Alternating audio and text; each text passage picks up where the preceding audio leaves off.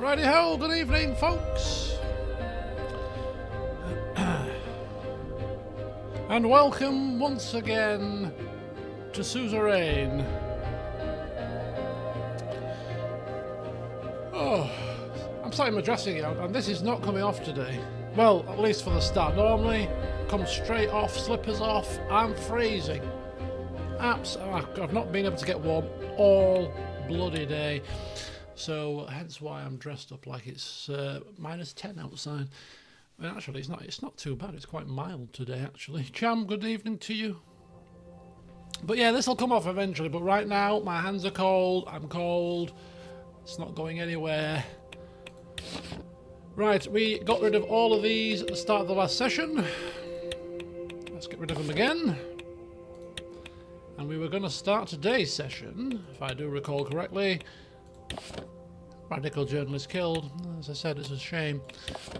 Yeah, we're going to start with my son leaving for university, I seem to recall. Joker Jake, good evening. You thought I was screwed with the impeachment? This is President Rayne you're talking about here. Nobody's going to impeach me. You will laugh. Not my Mr. Rayne. My cigar-smoking, tuxedo-wearing, hair-slicked back Mr. Rayne. Certainly not. You'll have to watch Bake Off. Bake Off Final. Oh, wow. Good job I'm not watching such things because I'm rather hungry right now. I'm having a bit of a hungry moment. So watching Bake Off, I could devour a whole cake right now. So instead I'm resigning myself to a slightly different choice drink this evening. I thought, no, I don't want a Baileys this evening. I fancy something different. So I bought a case of Copperberg last Christmas as a gift to somebody, and I didn't end up giving the gift to them for one reason or another. And so it's been sat downstairs since last Christmas because I don't drink cider and I don't drink in the house usually. I've not had drinks on stream for quite a while, but I've had a couple the past couple of weeks or so. I'm feeling a bit more. It's like getting close to Christmas at this point. After the 1st of December, I'll even start buying port again. I'm looking forward to getting my port down me. Ooh.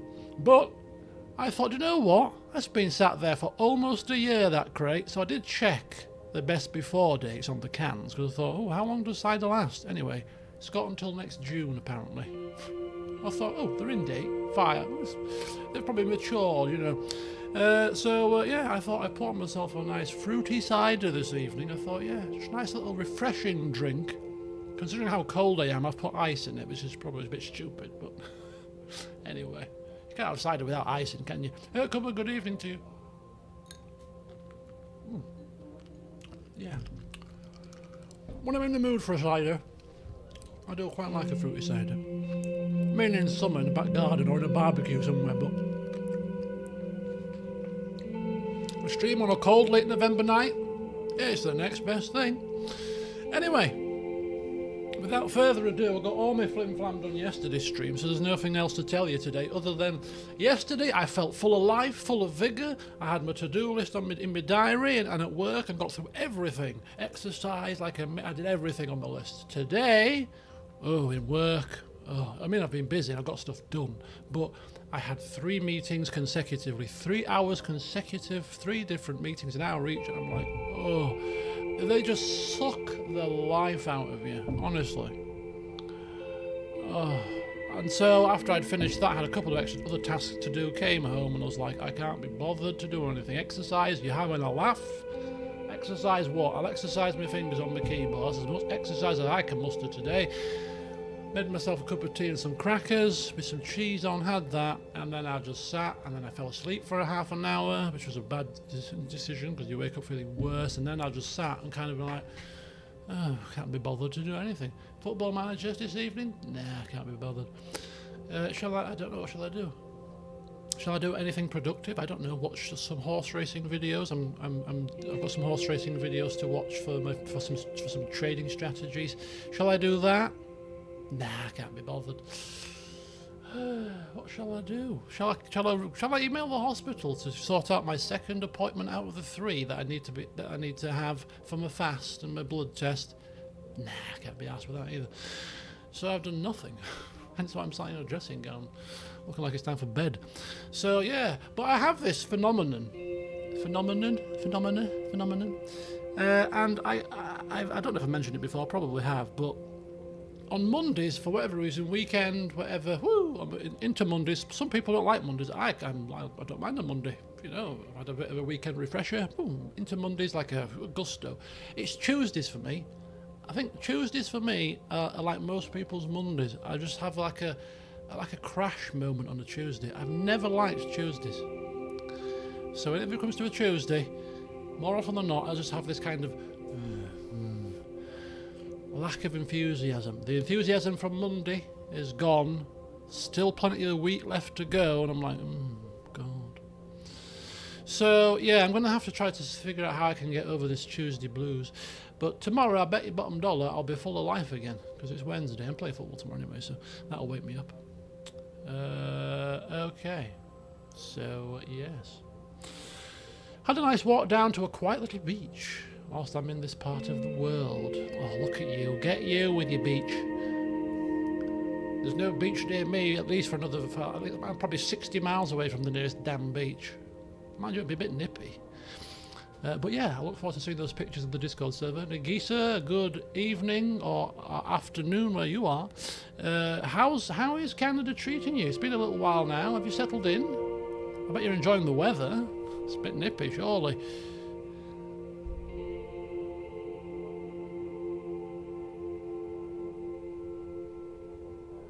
We're a one player short for football tomorrow. And I don't usually put my name down for a Wednesday football, but because football was cancelled today, I've kind of put my name down, and I want to play because I want some exercise. Dirk, good evening to you. A big good evening. This is what I need. Energy. No, Caps is good. I was just talking about how I've got no energy and no life on a Tuesday. You've come in, you've shouted good evening. It's perked me up. I want energy. That's good. You shout at me. For me, it's Wednesdays. Oh, I don't mind Wednesdays. I don't mind Wednesdays. Liv, good evening, good evening. Good news you've put on the Discord earlier. Good news indeed. Glad to hear it.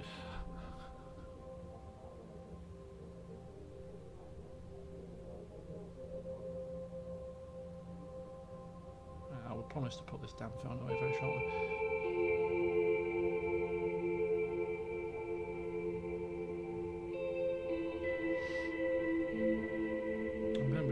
Cracking and see what's in store for us today.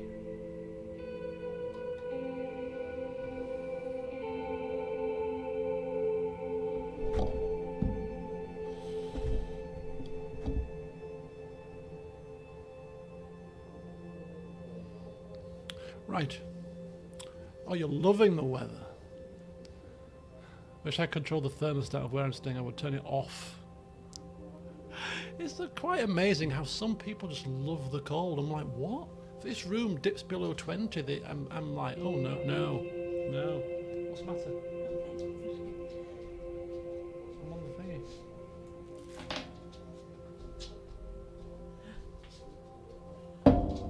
Thank you.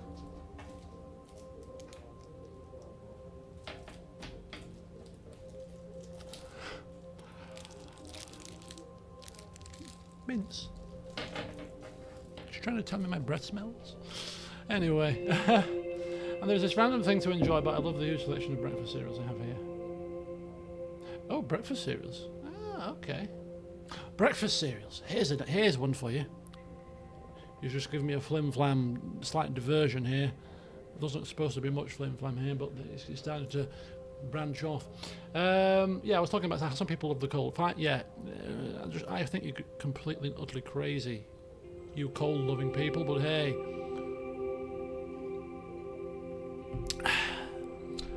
cereals. So, Cocoa Pops. Anybody remember Cocoa Pops? I wasn't the biggest fan, to be fair. Well, I didn't dislike them, but some people used to love them. You know, turn the milk all chocolatey, chocolate cereal. Anyway, apparently, I didn't realise this, but they stopped doing them. I don't know why. Maybe they didn't sell as well as they used to do. It's probably because they changed the recipe like everything else. I think were Cocoa Pops Kellogg's or Nestle? I can't remember. But anyway, I remember getting some Cocoa Pops maybe just before they discontinued them, and they didn't taste as good as they used to do. In fact, they tasted nowhere near as good as they used to do. I don't know if it was a thing where things used to taste better when you were younger. I don't know, but maybe. Anyway, tried a new cereal this week. I don't know if you've seen it in the supermarkets. It's Kit Kat cereal. Kit Kat cereal. Now, I don't like Kit Kats because they changed the recipe for Kit Kats too. So the chocolate tastes like really cheap and crappy. But I do like the orange Kit Kats, and I do like the peanut butter Kit Kat Chunkies. That's the only two Kit Kats that I like. Anyway, this cereal is very nice, delicious. In fact, it tastes very similar to the old Cocoa Pops that used to be nice. So, if you like chocolatey cereals, I'd recommend you give it a try. Not paying me, but they were quite delicious. Oh, the wafer straw. Oh, I remember that. Yeah, with the leftover. Yes, I remember that. Yes, I remember it on the advert as well. Okay, I'm getting warm now. The dressing gown's going to have to come off very shortly. Which is a good sign, because I've been cold all afternoon/evening. Cinnamon Toast Crunch. Okay, so yeah, I love cinnamon, by the way. I love anything like cinnamon, nutmeg, all them kind of spices. Hence why I like kind of pumpkin spice stuff, cinnamon, oatmeal and raisin cookies, because they've got cinnamon in. I love cinnamon myself.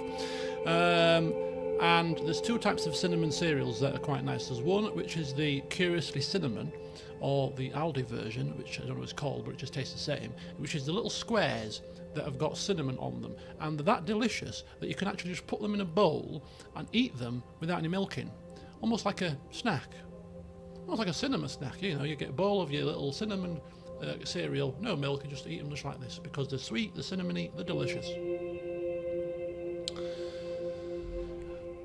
However, there's a new version of cinema cereal, which is even nicer than the cinnamony, curiously cinnamon things. And they did them in Aldi, and then they've not done them for a while because they keep selling out, so they must be good. And they are good because I absolutely love them. They are cinnamon churro. You know them little churros that you get? Or you get the proper churros, it's almost like donut mixture. But churros, it's cinnamon churro cereal. So you've got little cinnamon churros, just little things like that. Now, that cereal is bloody delicious. I've had it once, and I've not been able to find it since. But if you can find that and you like cinnamon, I highly recommend it. Cinnamon churros cereal. Delicious, and it turns the milk all cinnamon flavour as well. And I'm not a big fan of milk, but with a sweet cinnamony flavour, I can almost stomach finishing the milk as well. So anyway, there's your flim flam for the day. It's all to do with cereal, as it ended rather interestingly. Right. Anyway, before Cham has to go rushing off to Bake Off, let's get some gaming done here. Spag ball. I'm having sweet and sour chicken this evening. Really looking forward to that. In fact, I've got my belt still on. And normally I take my belt off when I get home from the office, because belts I find very uncomfortable. This is not a striptease, folks, don't worry. You don't have to put your kids away. You can't see I'm not taking my jeans off, don't worry. Oh. Belt off. Dressing gown off. Like the full Monty here. You can leave your jumper on. Right, yeah, it's time. We're getting ready for the stream now. The slippers are staying on there. I wear belts for fashion. Yeah, they're a fashion item. Some people wear watches for fashion. I've seen people wear watches that aren't even working. I've not worn a watch, oh, good grief, probably since 2008. Since mobile phones came out, you don't need a watch anymore, do you, to tell the time? I was watching a film. This is one, Cham, this is one for you to guess. Oh, no, you don't have to guess it, I remember the name of it. I watched it was an older film, early 2000s I think it was. It's Jason Statham's The Bank Job.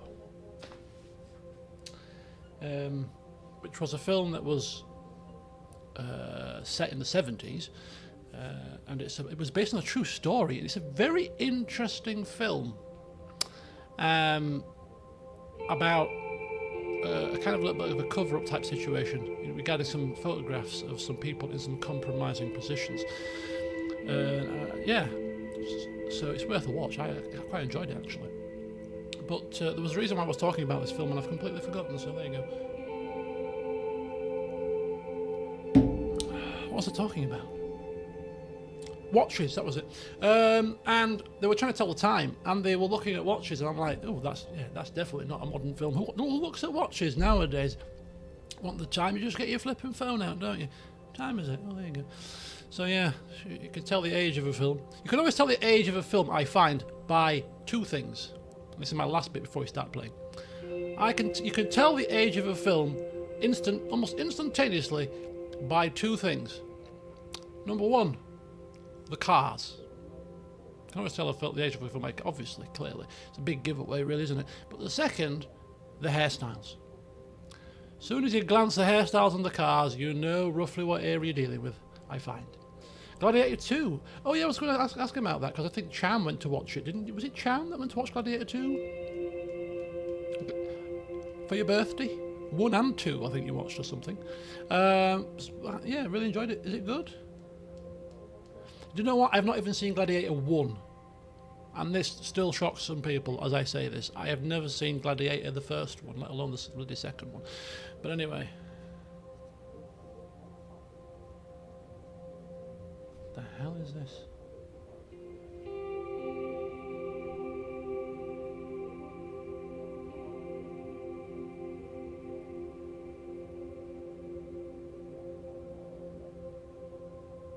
Oh, bear with me 1 second, folks. Right, anyway, we are going to be cracking on with the departure of our son. Flim Flam is done. I haven't seen Gladiator 1. You love Rome stuff and haven't seen... Exactly, I love Rome kind of stuff and I haven't seen Gladiator. No, it's really bad.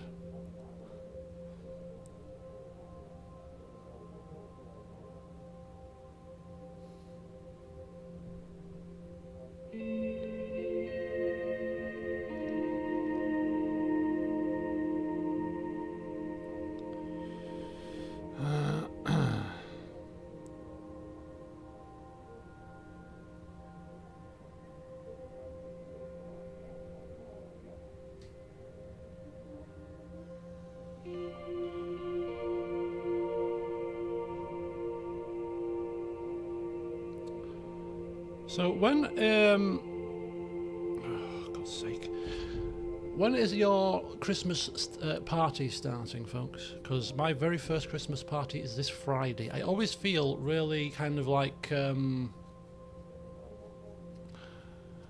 there's a Christmas party in November. I'm like, it's November, why are we having a Christmas party? I mean, I know it's the 29th, but it's a bit too early for me.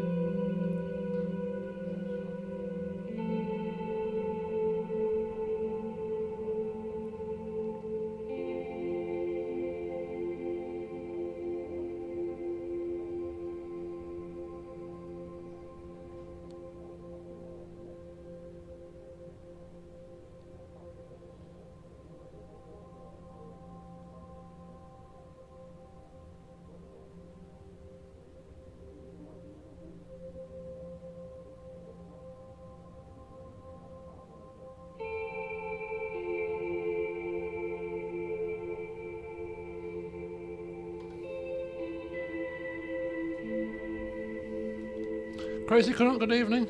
You had a Christmas party in April? Oh, due to COVID. Oh, that's slightly different. You can't count that.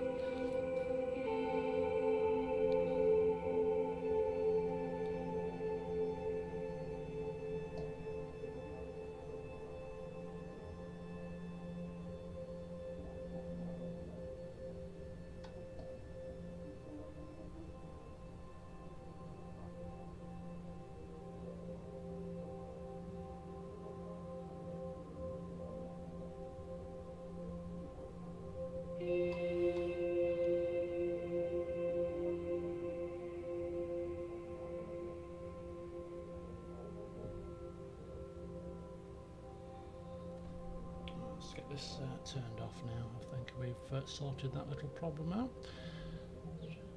We've now got 10 players, which is good news. Right, so we got our departure for our son. So it was a cloudy, rainy day in Holsord. Perfect day for a grand departure, you might say.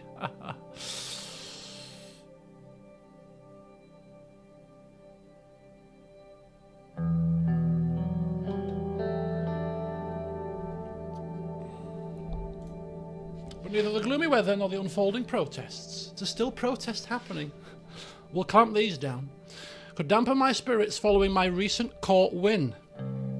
Who was that was mentioning impeachment earlier? Not here, sir.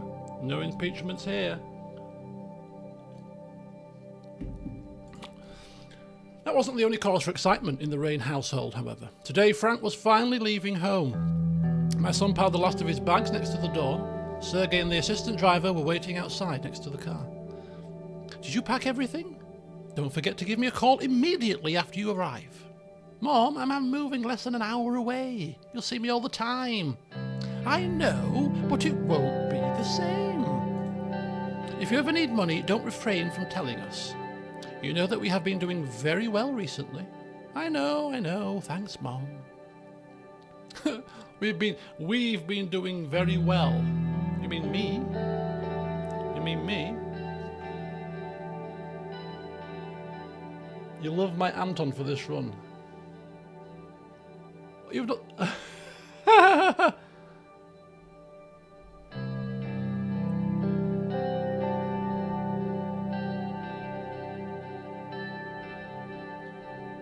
I'm sincerely hoping that he manages to get re-elected, because I have never managed...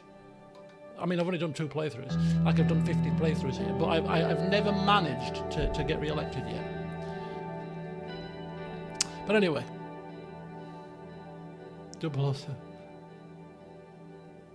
Yeah, that's what we were saying.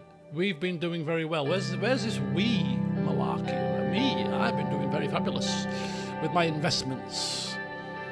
Monica helped him put his backpack on while Sergei started carrying the luggage to the car. I made you a sack lunch. I'll get it from the kitchen. She dashed down the hall. Frank and I turned to face each other in the doorway.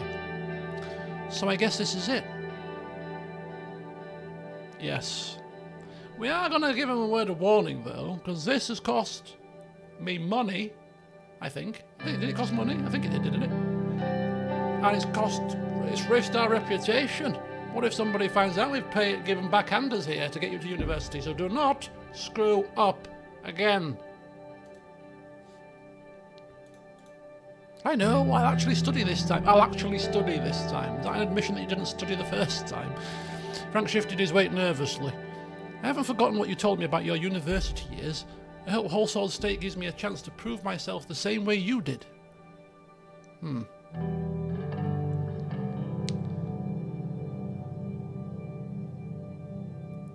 Yes, just don't do anything stupid. Frank looked down on the ground. All right, down. At that moment, Dina rushed to the door. Frank! I'm going to miss you. I'll miss you too. Don't forget, we've got to give Mum and Dad an extra hard time. Or you've got to give Mum and Dad extra hard time for both of us now. Dina nodded. Okay. Frank picked up his sister and gave her a big hug. Monica appeared in the doorway holding a paper bag. I cut the crusts off your sandwich just the way you used to like. I'm not a kid anymore, Mum. Oh, can't a mother pretend? Oh, Frank. She embraced him with tears in her eyes. Frank looked as if he was about to cry as well. He's going an hour away, for heaven's sake. He said it himself. It's like me going to flipping university in bloody Manchester or something. You know, it's down the flipping road. Sergei approached. Sir, as per the schedule, Frank needs to be at Holsord State University to start his orientation in an hour. We will have you leave now. We will have to leave now to make it. Oh, Godfather, welcome back. Oh, don't spoil. No, please don't. But welcome back. Good to see you again.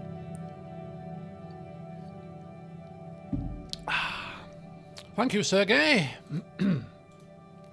Frank turned around and took one last look at me. Make me proud, son. Make me proud. You better do, because it's a bad reputation. It's about a bad representation of me. You've got to make me look good, son. So make me proud. Yes. Frank nodded before heading to the car. Sergei looked at his watch. Time to go. Frank waved his hand as he entered the car. The engine started, and they were on their way. Monica stood next to me as I drove away. Her eyes were teary. There he goes. It already feels different. She put her head on my shoulder. Oh, he will be fine. I know he will. With all the protests going on, I hope we will be all right. We watched for a few more minutes, even after the car was no longer in sight. Bing bong. Dispute with the interior. Dispute with the military. We know about this, it's fine. They are currently engaged in a legal dispute over the control and jurisdiction of the gendarmerie. The dispute has caused tension between the two agencies and raised questions about the proper balance of power. Don't worry, we have given, what's-her-face, our promise that we're going to favour the interior for the gendarmerie. Hegel condemns Heliland governor and threatens intervention. Just as we're about to ally with them. Oh, lovely. Bring ourselves into more conflict. As if we need any more. Hey-ho. Read the report here. Intelligence report. Valensland might be preparing for major invasion. There's been a massive, or reportedly a massive build-up of landing vehicles and navy ships at the port of Wilburn on Valensland. Our agents are suspecting a massive naval military invasion of Heliland or Agnolia in the future. Our covert agents will monitor the situation on the ground for as long as possible. Okay. Scholarship program proposal. Is it going to cost me money? A large volume scholarship program is proposed by Lucian to improve the conditions for the less fortunate students. The Rayne Scholarship will cover most, if not all, expenses for an estimated 50,000 students at or below the poverty line. Now, if we had the funds, because Lucian has proposed it, we'd probably give it some proper thought. But considering our financial situation, the poor kids are just going to have to do without.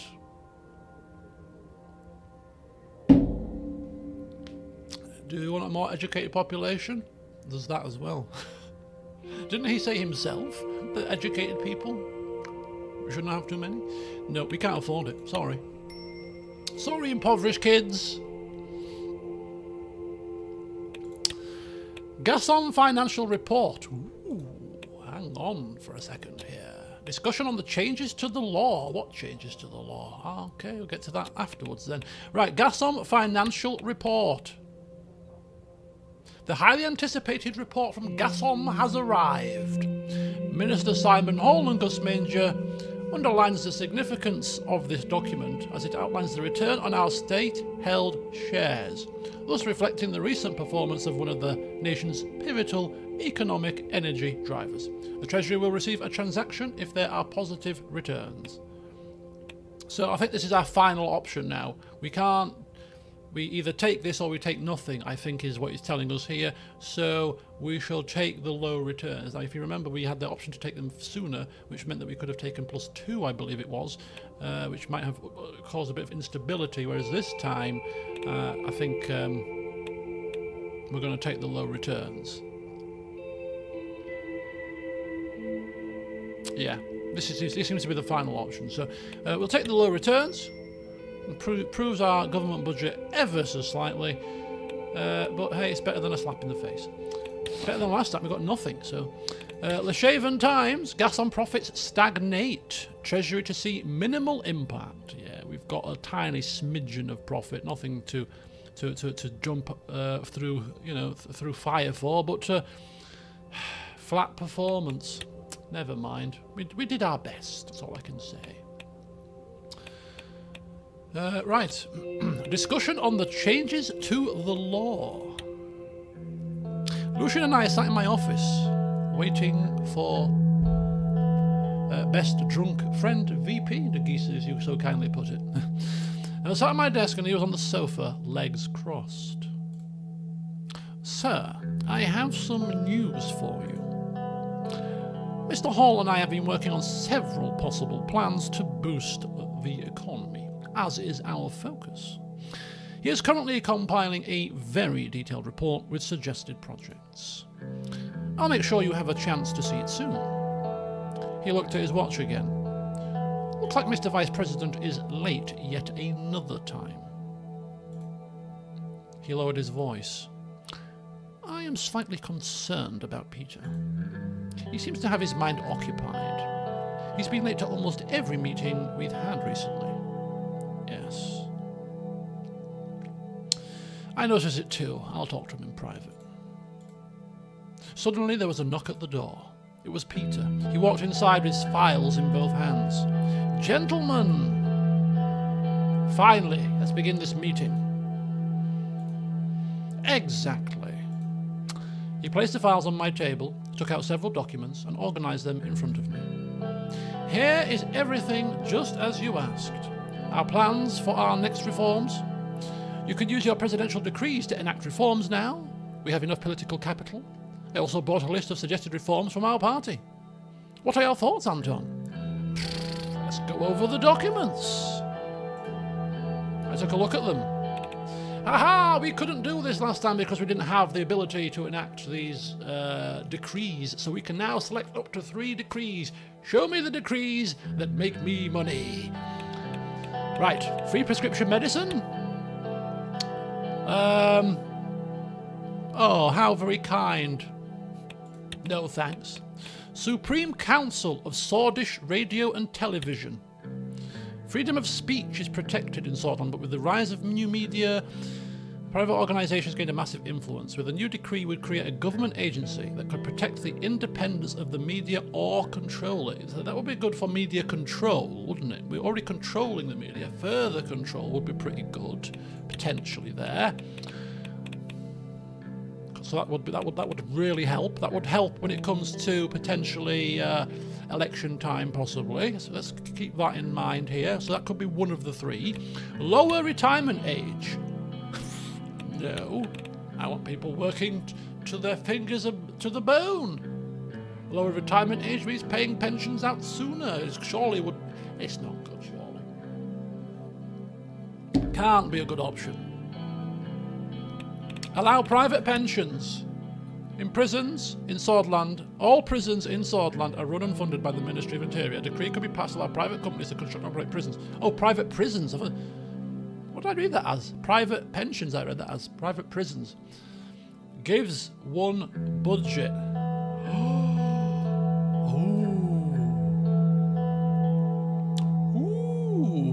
That sounds good, considering that we've got this whole situation going on with protests, private prisons, all that factors in with our increase to the Interior's budget. Oh, I like that one, potentially as well. That could be another good one. Rural education institutes.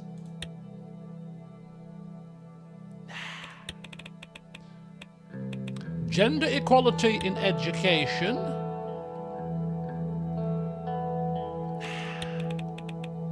Abolish the special zone of Berger. Fair Trade and Competition Commission.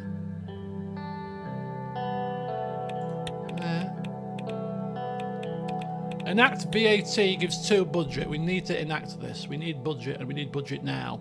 So I think, for me, I think it's a choice. Now we can toss and turn about this, but I think, for me, it's a choice between I think Supreme Council.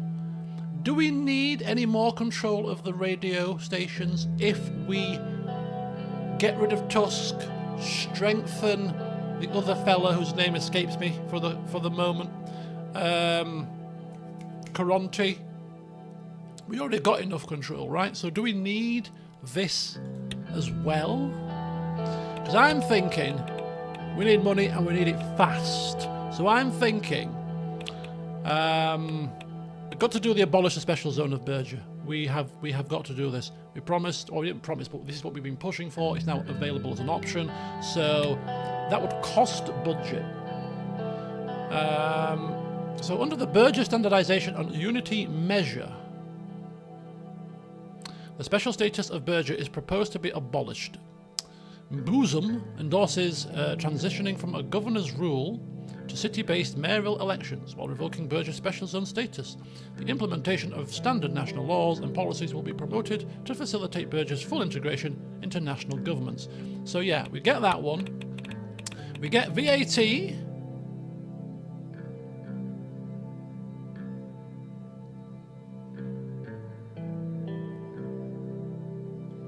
I mean, that might change things a little tad. I don't know if that's going to affect our economy line. It gives us budget, but will it affect the economy? I'm not sure. We kind of want to do things that are going to give us a stimulation to the economy, perhaps even more so than puts immediate profits into our coffers. You know, it doesn't say it's going to be bad for the economy.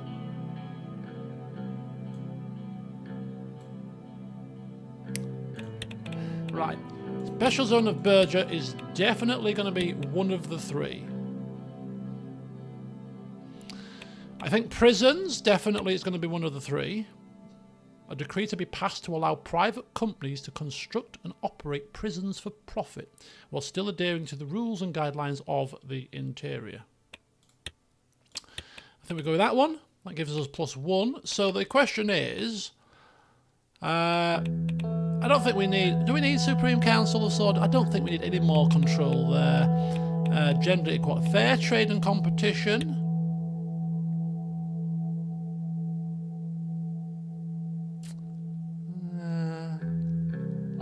We're not bothered about unfair competition. I think we just go for it. Yeah, I think we just go for it. So that gives us the Berger situation. Poof, gone. That gives us, and this gives us +3 to budget. Poof, just like that. As Tommy Cooper would say, just like that. So, yeah, I think we're going to go these three. Yeah. Thanks very much, Mr. Vectum, for bringing these to my attention. Oh, I'm positive. -2. Where's my maths gone wrong there? Did it cost us budget to abolish the Berger special zone? I didn't see that. Did it cost -1 or something to abolish Berger special zone? I thought we were getting +3 budget there. What's happened here? I feel like we've been robbed. Following a brief discussion, I took notes about my decisions. I'm not happy about that. What's happened there? Oh, it was -1 for Berger. Oh, I didn't see that. No. It's a good job we did the other two then. Right, -2, we're happy with that. With a positive growth line, -2 is acceptable amount of debt, I would suggest.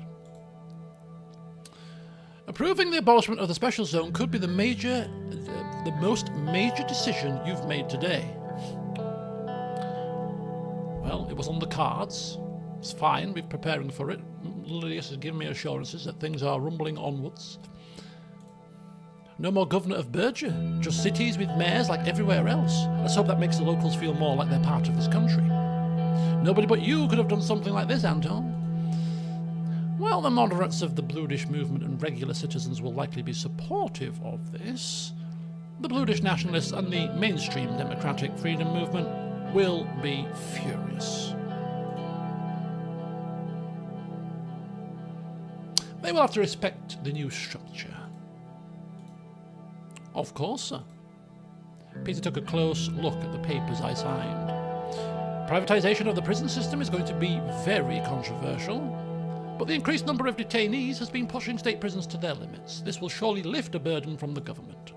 Interesting to see how the oligarchs would react.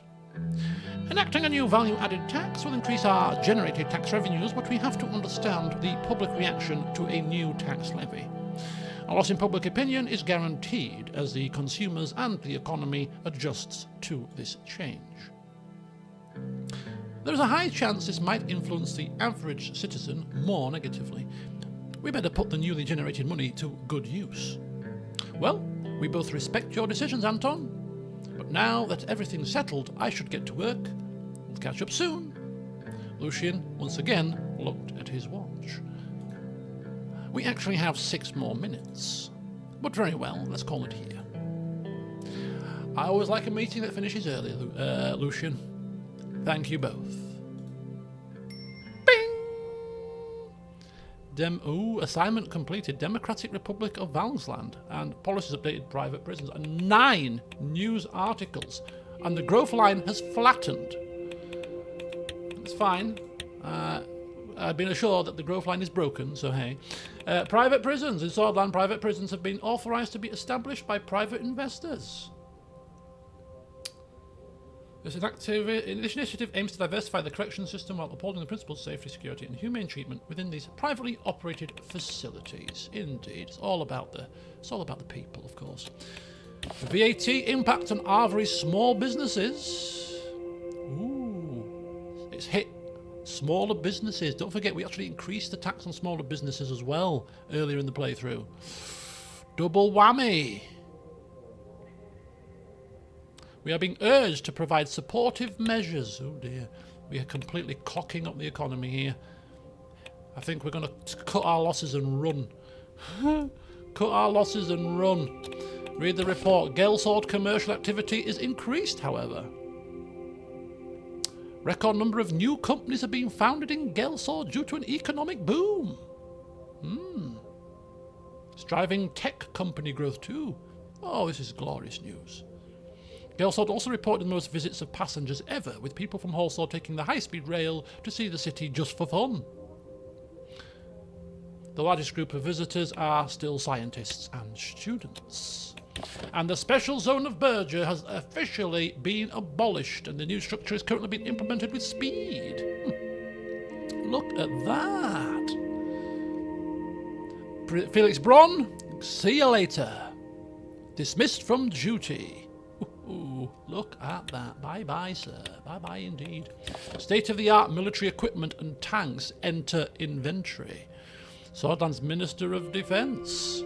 General Iosif Lancea is reporting that the efforts to modernise the army is complete. According to his report, our soldiers' equipment has been upgraded with the newest Morna Industry Mi-20 submachine guns and Strong-Arm 55 or S-55 assault rifles, BP-56 or the Burner semi-automatic pistol, 1956 and Walter air-cooled .303 Arcasia machine guns.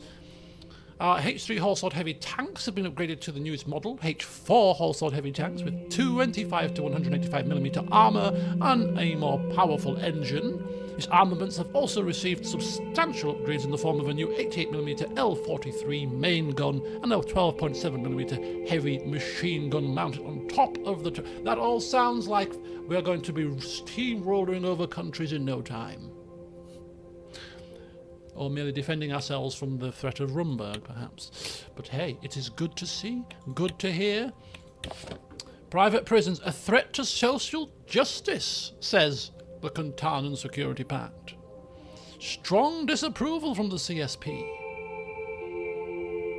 Oh, shut up. You worry about what you're doing, let us worry about what we're doing. Oh, we got talks with Valsland. Oh, how exciting times. National Business Council reports negative impact of VAT on spending. Consumer spending has been affected, not positively. Increased costs for consumers and a subsequent decrease in overall spending. This trend poses a significant challenge for the local economy. As I kind of suspected, it was going to have this kind of negative impact, but hey, we did it anyway because, hey, we need government budget, okay? All right. Tough cookies is what I say.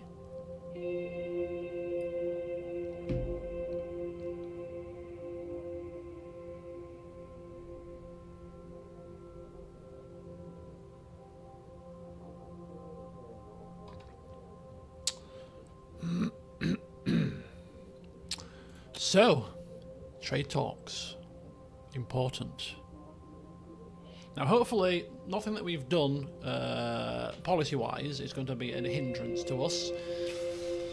We shall see. But after we've read the newspapers, of course, unity with Berger. This week, with the approval of President Rayne, Minister Lillisgrass plans to abolish the special zone has become a reality.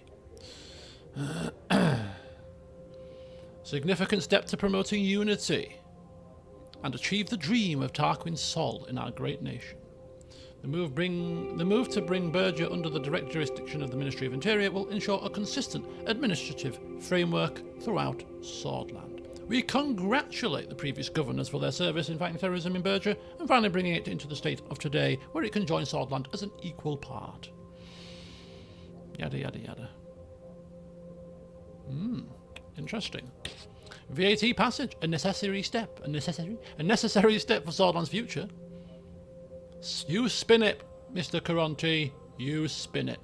Bolstering our treasury, stabilising our economy in these uncertain times. In the long run, it is a small price to pay.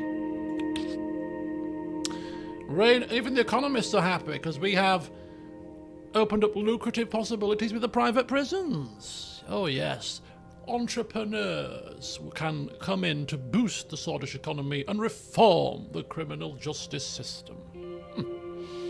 Oh yes, Rayne's decree will be a boon. Indeed it will. Special zone abolished, reports of the Shaven Times. They're saying it's a more unified structure. Aims to provide greater equality and democratic representation. I love how they're spinning this. The radical, VAT, an assault on people's pockets. Sending shockwaves through the economy, it is. Hitting ordinary citizens' wallets the hardest. Oh dear. The illusion of progress. Berger special zone dissolved. Bluish communities' demands ignored. In a cunning display of political manoeuvring, the Swordish government has dissolved the special zone of Berger, effectively shifting power from the oppressive Governor Bron to the equally domineering Interior Ministry. On the surface, this move appears to be a step towards progress, but a closer examination reveals a more mere facade, hiding the true nature of this power transition. You can't win with some people, can you? Private prisons, the beginning of the end?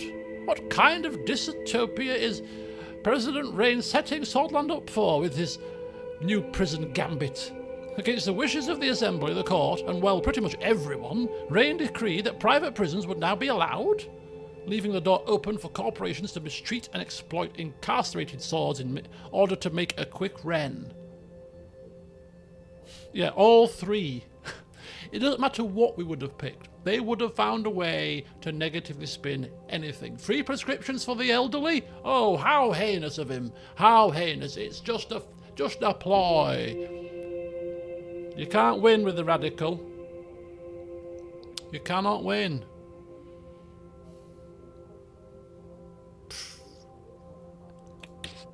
Doobie-doobie-doo. Circling over Starport, Patricio Alvarez, the Prime Minister of Lesbia, on his scheduled visit to the Republic of Agnolia to meet Prime Minister Van Horten, has failed to get off the plane. That drunken fella that he is. It is believed that he has been too drunk to get off the plane. The assembled dignitaries waited at the airplane at the scheduled hour, but Alvarez's plane did not land. Oh dear. Good job we're not meeting him then. We don't want to be seen in the presence of a drunk now, do we? VAT enactment boost for the Treasury, blow for public opinion. Don't worry. We'll get it sorted. Anyway, speaking of talks and diplomacy, it is time for us to get ourselves over to Valen's land to see if we can ally ourselves to quite a significant power in the local region. Big navy. Could help us against Rumberg, certainly. Good for the economy, I have no doubt. And in both of my playthroughs, I have never spoken with Mr. Hegel. I don't think. I could be wrong. Correct me if I am, but I don't recall doing it in the first playthrough. We must have done. No, we didn't, because we allied with Agnolia, didn't we? Did we ally with Agnolia? Yes, we did in the first playthrough, so we can't have come here. And my second playthrough, we did the same, so no. I have never spoken with him. So this is all going to be new, so we shall see what happens.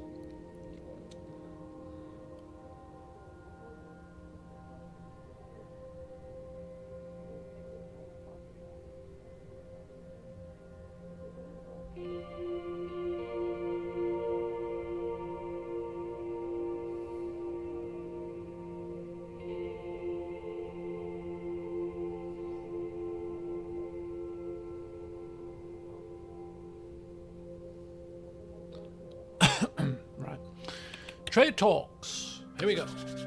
Midnight was approaching as our delegation boarded SRS Holsword. I only allied with Valen in the first run, but you spoke to all the nations. Did I? I thought I allied with Magnolia. They asked me to declare.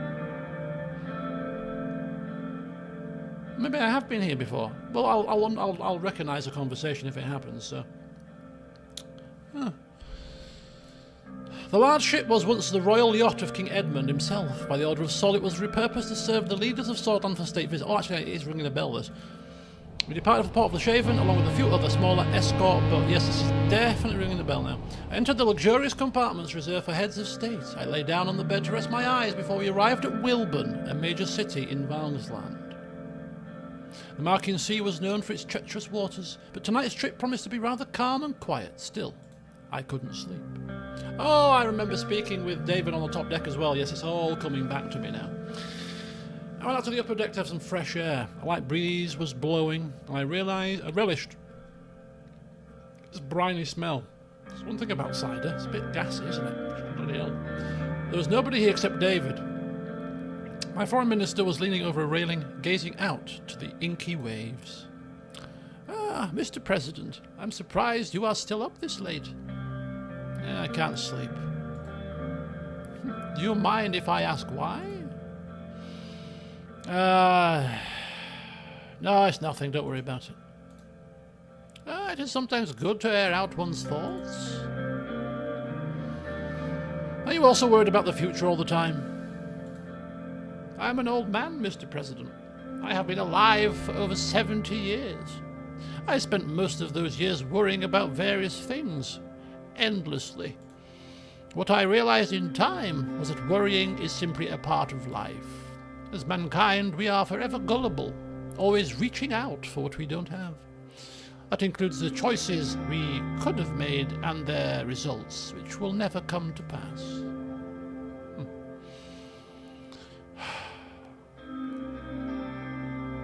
Silently watched the horizon.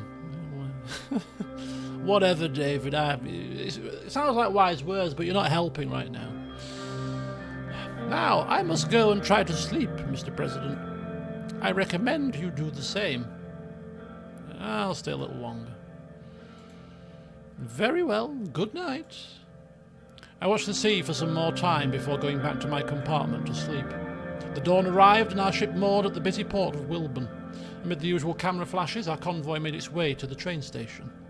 After a short and eventful ride, we arrived at the central train station of Helm, the capital city of Valgsland.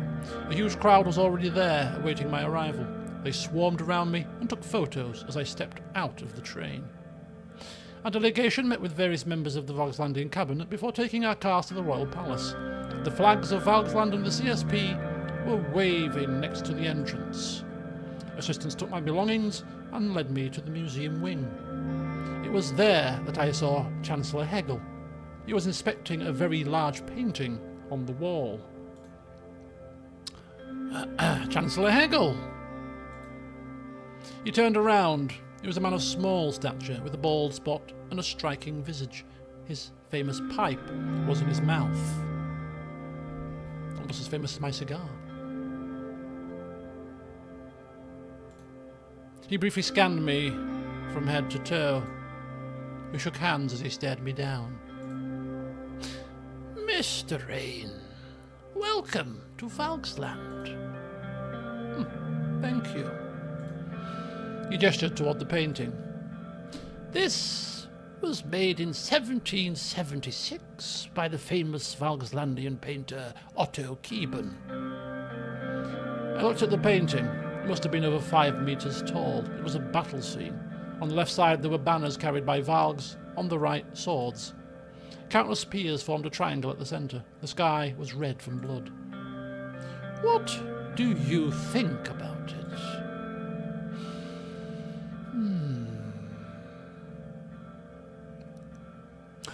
I think that we have come far. After all, we are standing here side by side instead of facing each other on a battlefield. We can do so much more through unity. However, not everyone wants that. We started walking. I must admit, I have been watching your rule with worry. You banned completely legal organizations, such as the Red Youth. Your actions are as clear as day. Oh dear. Oh dear. My hand was forced when I made those decisions. Hegel frowned. Excuses? Is that it? Are you saying that you're not only weak, but also can't own up to your mistakes? To be honest, you do not surprise me, Mr. Rayne. My hand was forced. They were causing all manner of chaos. I had to do something about it, and I did. Listen, Mr. Rayne. You have come here for a trade deal. Then let's talk about your deal, and we will call it a day.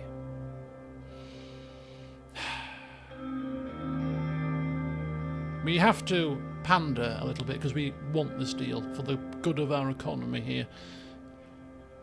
Expect nothing more. Good. Here is what I am proposing.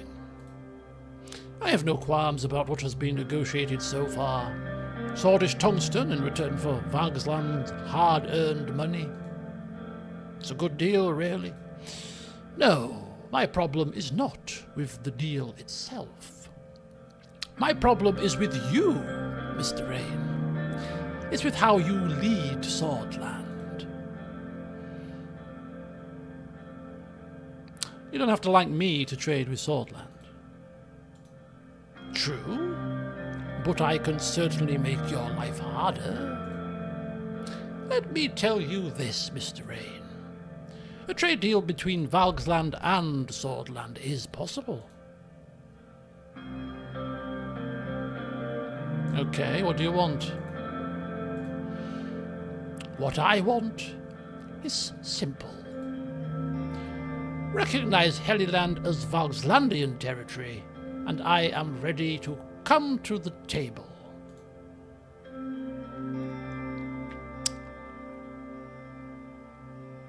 That's it? Not a problem. Helliland, Valgslandian territory, everyone else recognizes it. We will just do exactly the same. I'll announce it as soon as possible. Then consider our trade deal sealed, Mr. Rayne. He extended his hand for a handshake.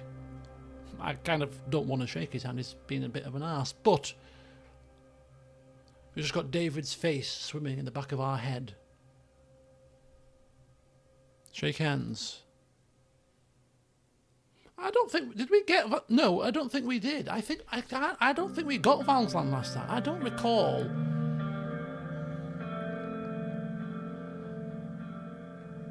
Yeah. Should we do the crusher handshake on him? We are at the end of our allocated time. I must go back to work. Enjoy your stay in Valsland. Thank you for the warm hospitality. Sarcasm, haven't heard that one before. Have a good day, Mr. Rayne. He turned around and walked away, leaving me alone in the empty halls of the Royal Palace. But nonetheless, we have a trade deal. Hello, Hauler, how are you? How the devil are you? We've just got a trade deal with Valgsland, which I think could save our economy. Maybe not, I don't know. Maybe being a bit optimistic there, but hey, you never know. Private meeting with Peter. This could be important. The growth line has just slanted slightly negative. Oh, thank you very much. Thank you. No, I'm just waiting impatiently now for the next 4 months. It's fine. Oh, I did, but it's been built. It's not arrived yet. The Ford. Oh, yeah, it's not just... Oh! Yes, I've had it a year. But it was only on a 2-year deal anyway, so... It was due to be traded in or something done with it at some point next year anyway, so Because what they basically did is they threw the car at me. If you remember, I got my second Ford, and then a year into that, they threw this other one at me because they stopped making Fiestas. So they're like, "Oh, we just want to get rid of the stock, but you can have it on discounted price because we want to get rid of it." I'm like, "Oh, okay, fine." Because it worked out, the price worked out actually a little bit cheaper when I did all the calculations in the middle of the office. I said, can I have a calculator, please? No, not can I have my phone. I said, can I have a pen and paper, please? So he got a pen and paper. I looked at him like I was crazy. And I was doing all the sums between the two cars, and it did work out that getting the new one for 2 years worked out a little bit cheaper over the 2 years than keeping the old one. So it was like, the numbers say, go on then. So yeah, but yes, where are we? What we're looking at? We're looking at some diplomacy here. Trade initiative, spearheaded by the Republic of Swordland, represents a strategic foreign policy move aimed at establishing and strengthening an economic partnership with the region. We're trying to foster closer economic ties. We've got trade with Valgsland. Good. And we have recognised Heliland as Valgslandian. Strengthens diplomatic relations between us and Valgsland, a foundation of mutual respect and cooperation. Look at that. Tungsten trade, free trade, bring the trade. Enjoy your bake-off, Cham, and if it finishes before I finish the stream, I want you to come back and tell me. Oh no, don't, because people might want to watch it later on in the chat. It might spoil it for them. I'm going to say, tell me who won. I don't even know who's in it. But you can come back and tell me some of the stuff that was being baked. How about that? Because I'm fancying some dessert tonight. I'm having my chicken sweet and sour. After it, I've either got sticky toffee loaf cake. I think it's by Suzerain. You know Suzerain, who make the malt loaves? They've brought out a sticky toffee loaf cake. So it's like a malt loaf kind of size, but it's sticky toffee rather than malt loaf. And it's got little toffee bits on the top of it, so it tastes really nice and it's really sticky. And I've not tried it with custard yet. I've tried it with a cup of tea, but I want to try it with custard, so I'm going to try it with custard maybe. But I've also got a sticky toffee pudding in the fridge as well, so I'm like, what do I have? Do I have sticky toffee loaf cake or sticky toffee pudding, or just have them all? Death by sticky toffee. You got sticky toffee pudding tomorrow with the catering for work? Nice. Give me 1 second, please. Nope. Last question about car. Is it auto or manual? It is automatic. It is automatic. It only comes in automatic. Now, I have driven a manual car. We'll have a breather for a second. We'll talk a bit of flim flam here, and before we move on to private meeting with Peter, which is clearly going to be about his extracurricular activities. I've driven manual cars for my entire life. I've driven the occasional automatic. The last automatic I drove was the Mercedes E-Class that I hired to take my mum down to Cotswolds for her birthday last September, or this September just gone rather. And as I drove there and back and around the Cotswolds, I spent a good 8 hours in the car, probably total. And, sausage casserole. Oh my God. Love a bit of sausage casserole. Love this kind of hearty, wintry meals, casseroles, stews, all these kind of home, hearty foods. Yeah, sausage casserole followed by sticky toffee pudding and custard. You can't get any more wintry food than that. Stodgy, but hearty and delicious. So 8 hours in that Mercedes, and I was like, you know what? I can drive an automatic full time. So when I was younger, I was like, oh, I can't drive an automatic. I want to do the gears. I want to have full control of the gears, the clutch, everything, rev, yeah. And I'm like, I was driving this Mercedes around. I'm like, no, gears are a thing of the past, because at various times there was a little bit of traffic. So, in traffic jams, not having to mess about with clutches, gears. You just put your foot down and then stop it and brake and then accelerate and then brake. Arm on the armrest, not having to do anything other than just relax. It's bliss. I think it must be something that happens when you get to a certain age. It's like, yeah, who needs gears? Let the car do the gears for me. I can just sit and chill, one hand on the wheel. It's marvellous. So yeah, I thought, yeah. But the car that I've got, it only comes in automatic.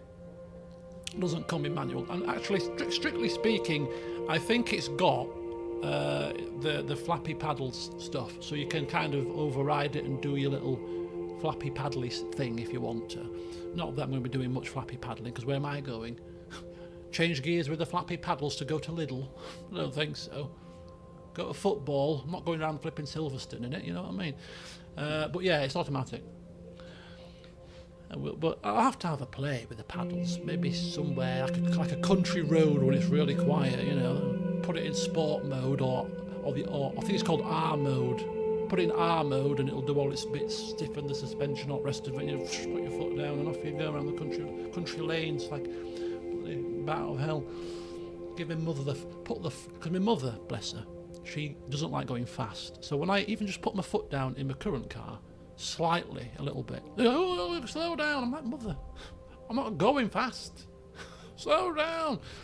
God help her in this thing. I'm going to have to do it to her once. Put my foot right down, 0 to 60, pin you in your chair, and she'll love it. She'll give me a right slap. Could just picture a scream now.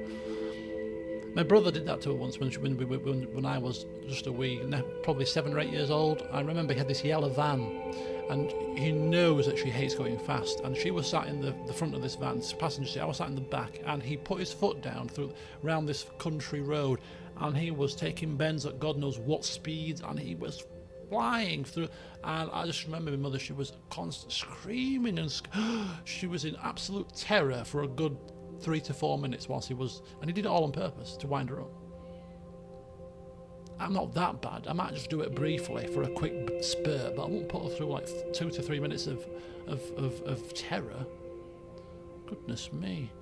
But anyway, so yeah, automatic all the way now going forward. I think will I ever have a manual car again? Who knows. I can roll out to the car in my slippers and drive off with my dressing gown on, proper old man style. Get out to the local supermarket dressed like I just started the stream, dressing gown on, slippers on, walking through Lidl. I might do that for a joke one day, film myself doing it, see what looks I get from people as I'm walking around the supermarket with slippers and my robe. There's got to be a funny moment video there somewhere. People's reactions to me walking around in the supermarket dressed like I'm ready for bed. Right, news articles. Here we go. Radical Swordsland and Vaxland sign new trade agreement. A new period of close relations, which will hopefully see the countries work even closer together in the future. Swordsland recognises Helluland as Vaxlandian territory. Indeed. But to be fair, as we said, I think most of the world, Eastern Macopa, recognise Helluland as Vaxlandian, which is why I kind of think we went the other way last time, because we went against what other people were saying. If somebody can quickly flip through the first playthrough to get an answer to this, I can't remember what decision I made last time. But anyway, we are about to speak to Peter. What is he doing? Oh, I remember this conversation. He has rung me. It was important. I'm probably going to skip through this quite quick because I remember this quite vividly, this one. And yeah. Peter's been a naughty boy, basically. So we get to, our old campaign headquarters. Yes, this is where it all began. Dust kicking about all over the place. We're walking through it with a cigarette lighter. What game is that? We walk around with a cigarette lighter as a flipping torch. We get to the wooden door, Mark 26. Coming, says Peter. The door screeches as it opens.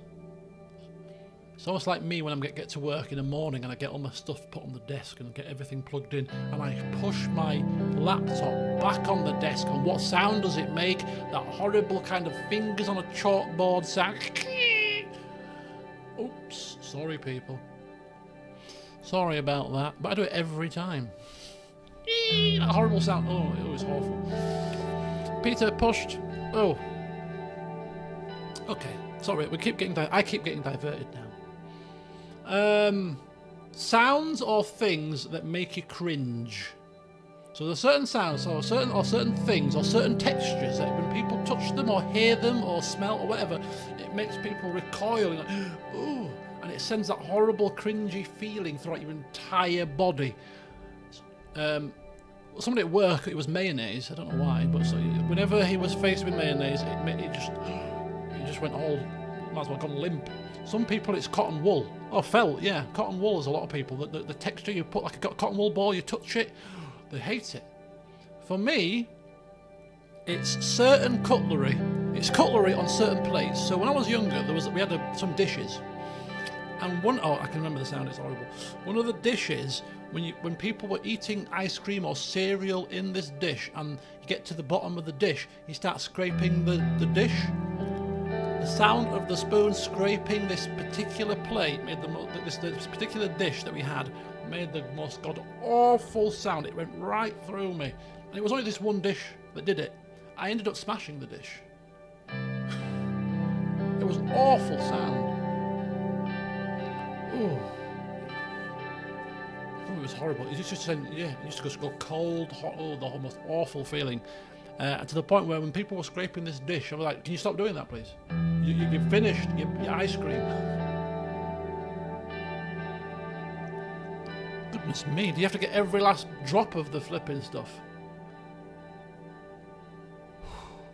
Oh, horrible sound. Went right through me. But yeah, for some people it's like yeah, scraping your nails on a blackboard or chalkboard, whatever you want to call it. You know, big long nails scraping down, that horrible high-pitched sound. To me, I'm not that bothered by it, to be fair. Anyway, Peter, what are you doing? Sorry, we're having a reminisce here about things that make us cringe because the door screeched open. It was a horrible sound.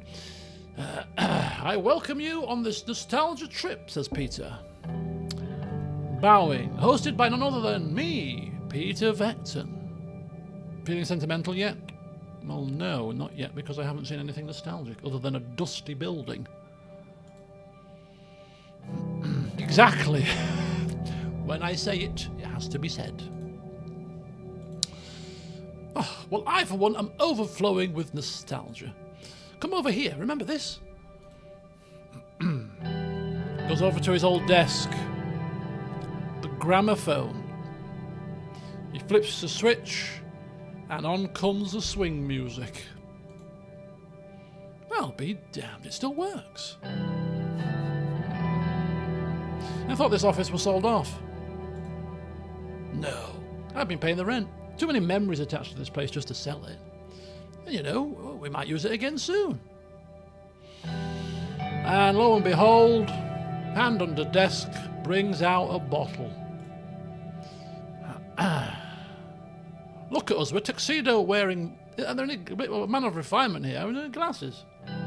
And we become all posh. Palace life is pampering you too much. Just drink from the bottle like the old days. Remember where we come from. Yeah, I've come from a wealthy family, Peter. I don't drink things from the bottle, sir.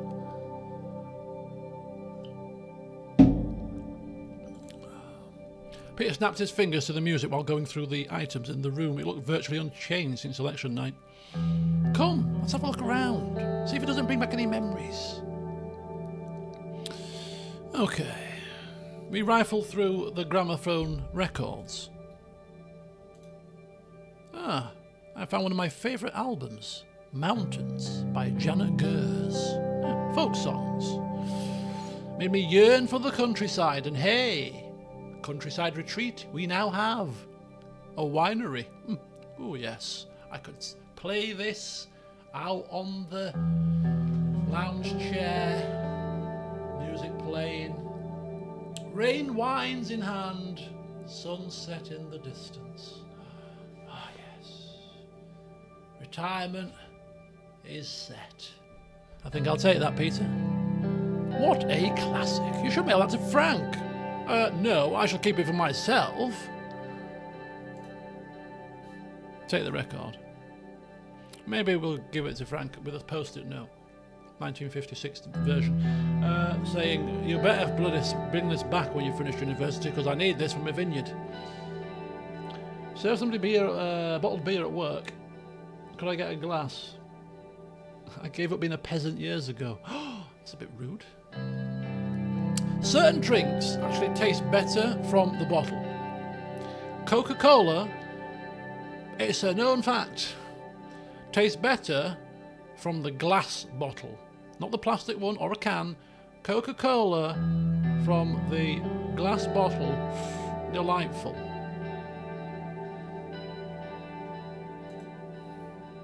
Right, time to check my old desk drawers. Stella, yeah, exactly. We sat on the squeaky chair. Opened the top drawer, and inside were some coins, pencils, and a sheet of paper. And underneath, something caught my eye. Ooh, a photograph of me and Monica sitting under a tree. 10, 15 years ago, this must have been. Looked so young and happy. Monica would love to see it. Look at that. Baby Anton. You didn't even have your iconic look. What, my tuxedo and cigar and slick back hair look? No. Don't leave home without it now, though. Take the photograph, of course. Taking everything. Look in the storage boxes. A heavy object, wrapped. It's an emerald-coloured statue of a goat. The symbol of Swordland. A gift from Brenda, one of my campaign assistants. Would look good on my desk in the palace. Brenda, Brenda, Brenda. Always sucking up to you. And where did it get her? Seriously, where? I have no idea where she ended up. We'll take the statue too. Right, Peter. You haven't brought me here just to talk about old stuff. So spit it out. Yes, yes, all in good time. He gestured to the bottle he had in his hand. No, I've had quite enough, thank you. I need to be sober for this conversation.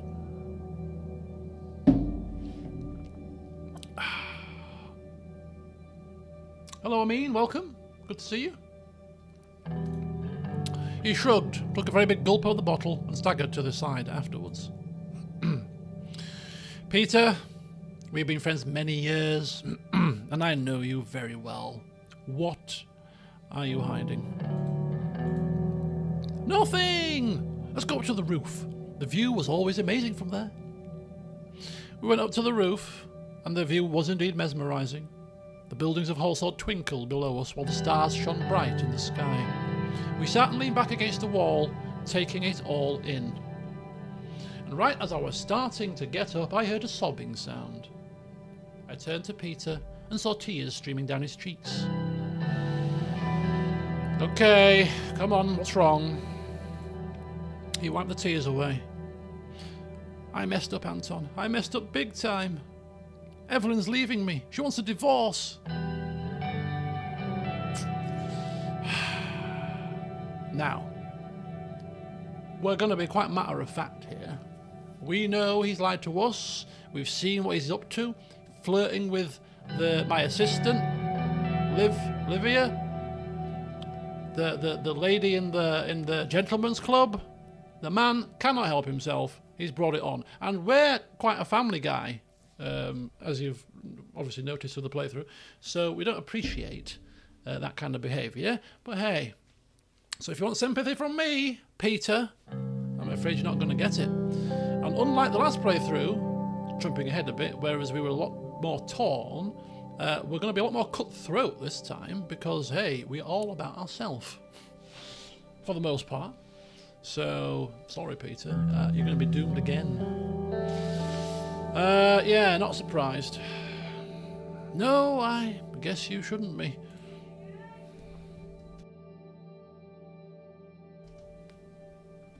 I've been sleeping with Livia Suno. Now that's probably not quite a surprise either, to be fair. We've seen how they look at each other, giggle, and when we're walking around. It's quite pathetic, really. I had a feeling about you two. We got careless. I know, I'm so sorry. It's just, Evelyn hasn't been the same since she lost her job, and Livia was giving me the sultry looks from the day I hired her. You were away, I was drunk, one thing led to another. But she's more than just a pretty girl, Anton. She's smart and kind. I think we really connected.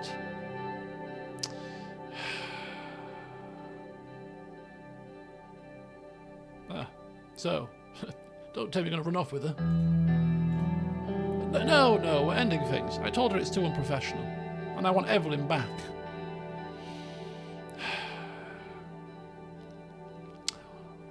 Always want to think about ourselves here. Hang on a second. Peter sleeping with assistant.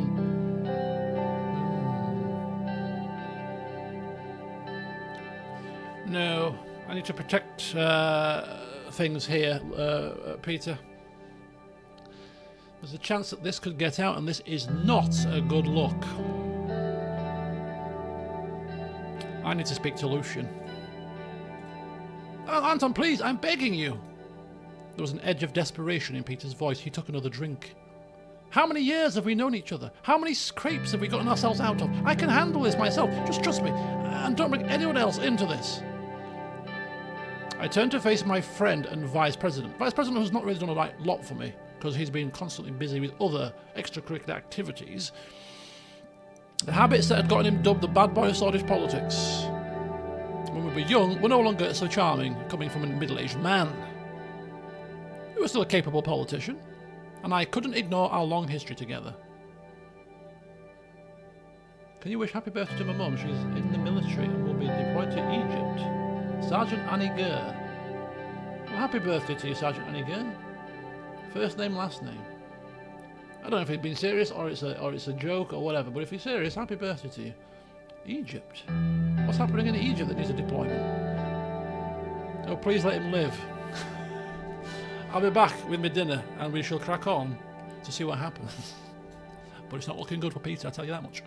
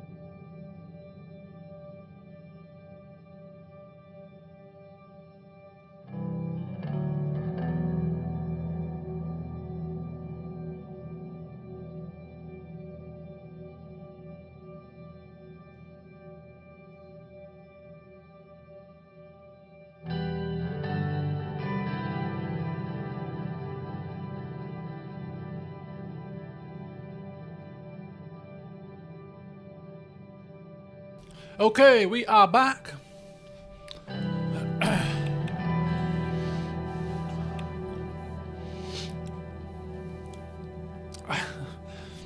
It does feel so very, very harsh, but our Anton Rayne is a cutthroat guy. He's a cutthroat man. And yes, Peter's been a friend, but when it jeopardizes our position, we have to be cutthroat. No, I'm sorry, Peter. You've done enough damage. I will have to handle this myself. Without waiting for his reaction, I left the rooftop alone and made my way... Oh, we've even just left him there as well. Anton, you utter... There's no friends in politics. On my way out, I grabbed my belongings. I took one last look back at the office. It had been home to some happy memories for sure, but this visit had permanently cured me of any nostalgia. As soon as I arrived home, I headed up to my study, sat down and stared at the telephone. Call Evelyn? No, we'll let him sort that out. We're going to call Lucian. I picked up the phone and dialed Lucian's number. He picked up very quickly. Oh. Yes, Mr. President? I told Lucian everything Peter had told me about himself, Evelyn and Livia. Good grief. Thank you for calling me, Mr. President. This serves to confirm some suspicions of my own. We have to meet. Right now? No, tomorrow morning in your office. Early, before either of the two arrive. Don't bring this up with anyone else. I fear we may have more than a mere dalliance on our hands. The line dalliance We have to Google what dalliance means, and then we have to slip it into our conversations at work tomorrow. First of all, what does it mean? Second of all, how can I get it into a conversation tomorrow? Because I'm meeting my manager for 2 hours tomorrow. Maybe I can slip it into a conversation with me. New manager, by the way. Dalliance, and see if she knows what it means. What did you just say? Dalliance? I've never heard it before. Oh. I stared at the receiver, wondering what his last statement meant. Yes, what does dalliance mean? What was going on that I didn't know about? I went to bed, but couldn't sleep. Are you surprised? Government budget has increased. How? Why? Maybe because of increased trade volume. We're back to break even. This is looking good. I think we're doing all right here. Look at that increased trade. Oh, happy days. Dilly-dallying. Maybe. CSP condemns a submarine attack on a cargo ship off the coast of Markinissa near northern Rumburg. Okay. Start of the day at the palace. Dalliance, a casual romantic sexual relationship. Can also be a brief or casual involvement with something. Oh, maybe I won't get that into a conversation with my manager then, eh? Perhaps not. My goodness.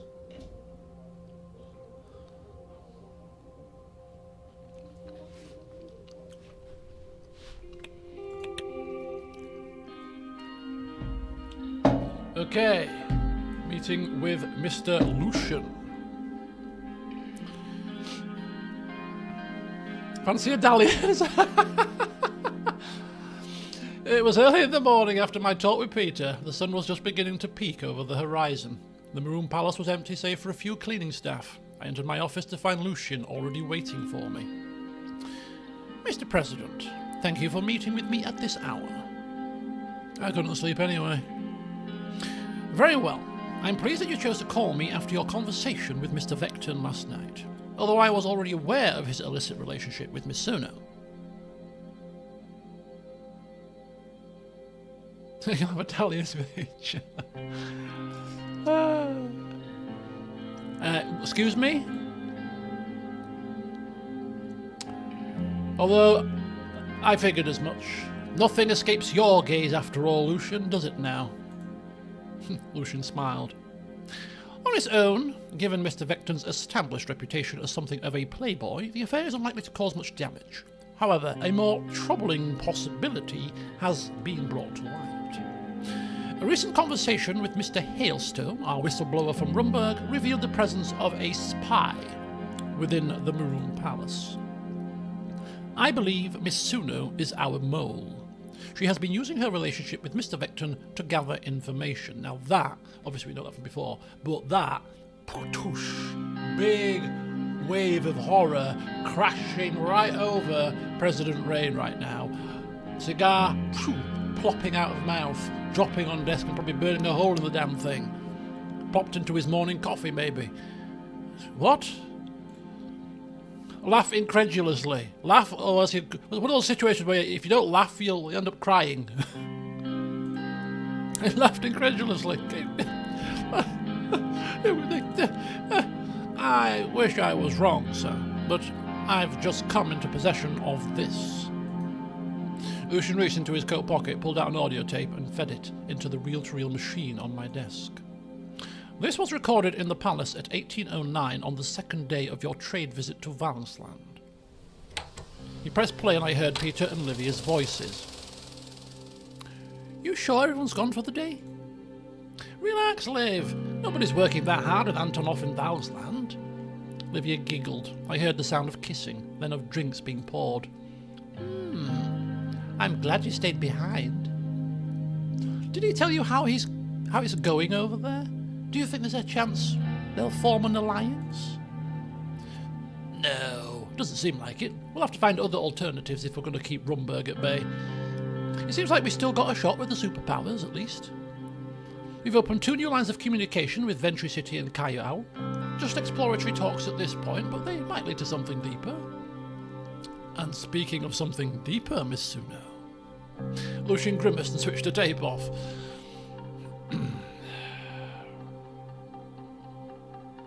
And then what happened?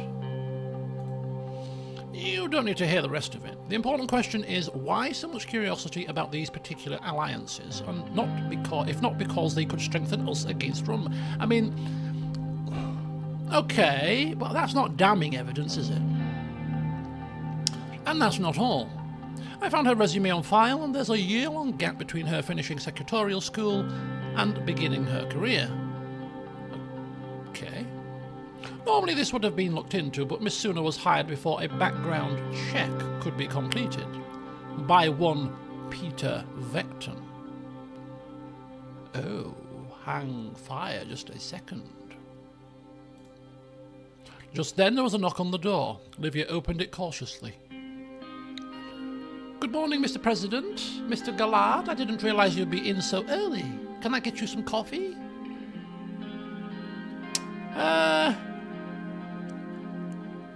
We'll wait for Lucian to take lead on this one. I think we did this last time, but I don't want to let the cat out of the bag if he's not ready to let the cat out of the bag just yet.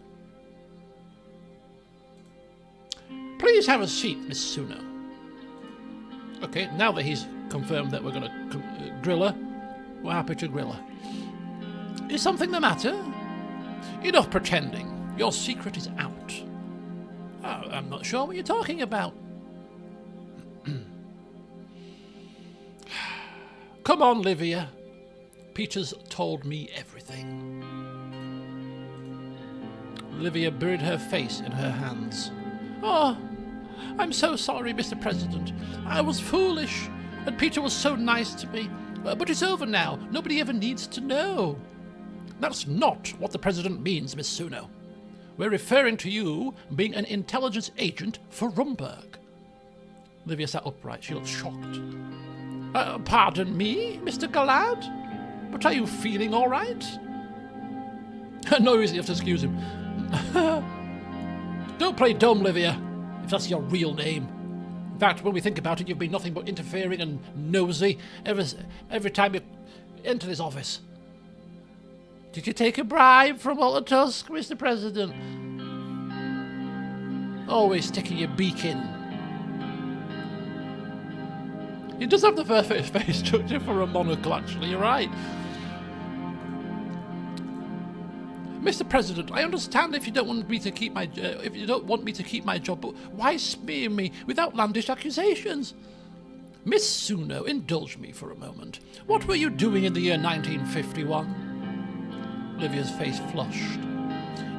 If you must know, I was working as a cigarette girl at Porto's. It's a Le Shaven saloon. I was saving up so I could afford my own place in Hallsword. Here's the proprietor's number if you need to double-check. She scribbled a telephone number on a piece of paper. Lucian snatched it up.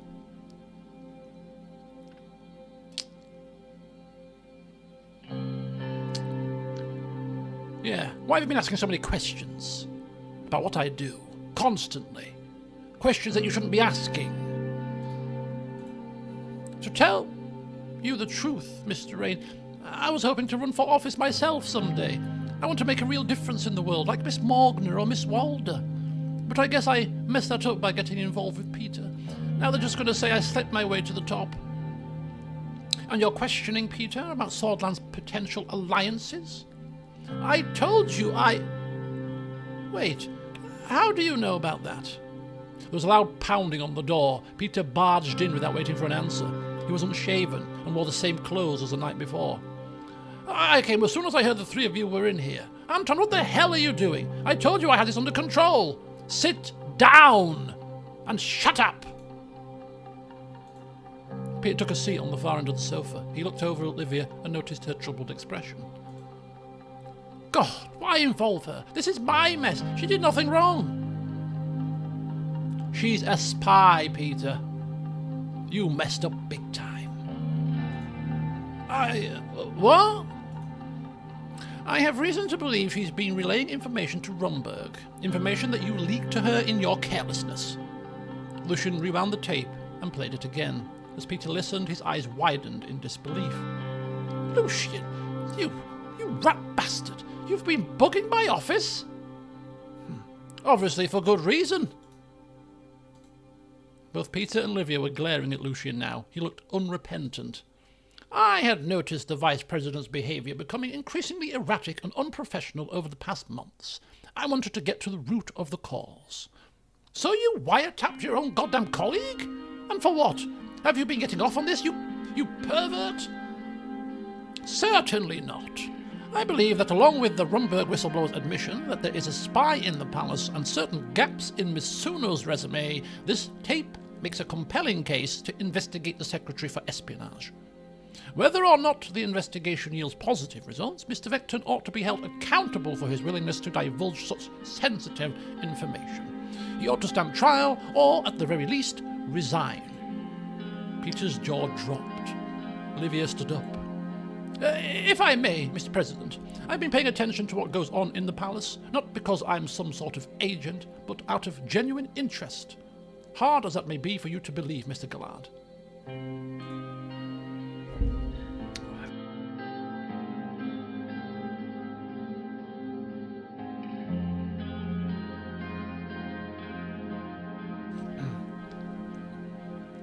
She scowled at Lucian and then turned back to me. And from what I've seen, this man has been attempting to undermine your Vice President at every turn, perhaps with the goal of replacing Peter himself. Nonsense. Lucian's been nothing but loyal. Loyal to you? It's true, he never could stand me. Lucian frowned. My personal misgivings about Mr. Vecton aside, I would never do anything to harm this administration. Mr. Vecton, on the other hand, has at best committed adultery and at worst delivered state secrets straight into enemy hands. Who could I believe? Peter, Livia, out! Now! Peter and Livia exchanged worried glances before exiting my office. What are you going to do, Mr. President?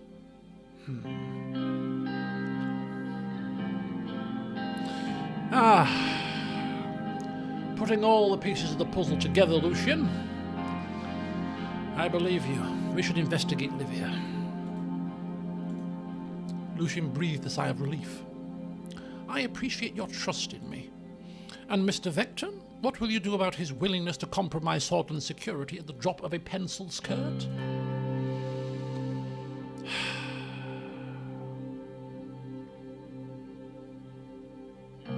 I'll decide that once we have the results. Very well. Just keep in mind you may need him to shoulder the blame for this. Lucian adjusted his tie. I'll apologise to Miss Suno and tell her this has all been a misunderstanding. We can't have her running away during our investigation. No. I'll do it myself. She's too suspicious of you. Very well, sir. Lucian gave a slight bow as he left the office. I sat by myself for a while, wondering what exactly I had set into motion. Oof, patoosh, fireworks, bang, bang, bang. Right, okay, so next conversation, oops-a-daisy, will be with, results of the affair scandal, and then a political briefing meeting, oh my god, which we'll have to get to after I've just devoured my dinner, because it's another game where I have to talk and read, so I can't really eat and talk at the same time, so I'll take another kind of 8 to 10 minute breather here, eat my dinner, and then we'll come back and we shall see what happened next after the affair spy scandal. President Rayne taking a hard stance, shouting, screaming at Peter, Livia, cannot have our administration or our presidency affected by this man's foolishness. We will do whatever it has to do, whatever it takes to save our own skin. So might as well grab yourself something to eat and a quick leg stretch, and I'll see you back as soon as I've wolfed down me sweet and sour chicken and chips. Back soon.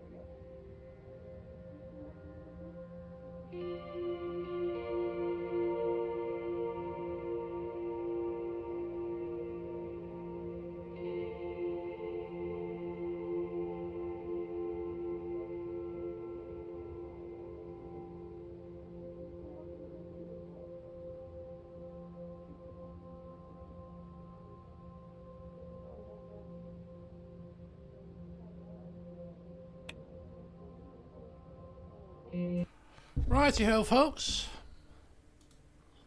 Oops. Nope. Get the right screens on here.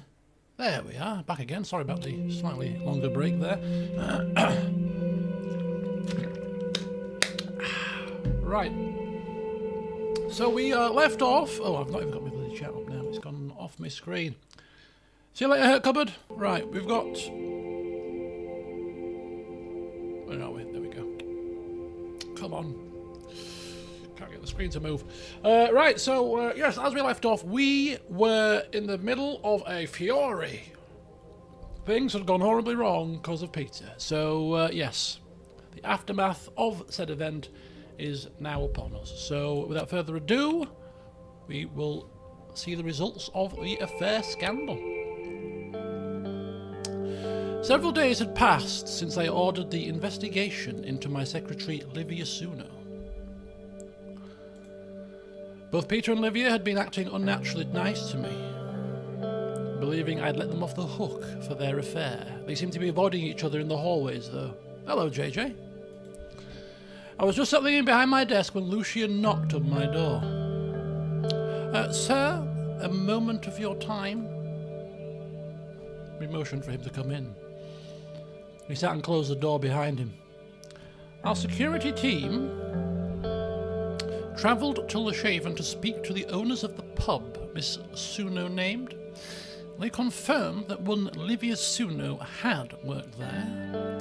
Their description of her did not match that of your secretary. However, it did match that of an unidentified corpse that washed up in Lenkirk Bay 2 months before your inauguration. Oh shit. Further investigation by our operatives in Rumburg matched Miss Suno's description to a woman named Ilana Vance, last seen graduating from Krimsrad Political Sciences Institute. Our whistleblower from Rumburg recognized the name Vance as belonging to a deeply embedded covert agent, although he had previously assumed it was a man. Did we say this last time? I don't think we did. We wanted to say it, but I don't think we did, right? That lying two-faced succubus. To be fair, Miss Suno was just doing her job. Your vice president, on the other hand.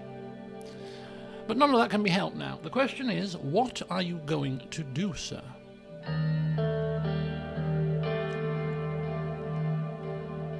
Arrest her for espionage, of course. I'm going to murder them both. That's a bit much. Have him castrated.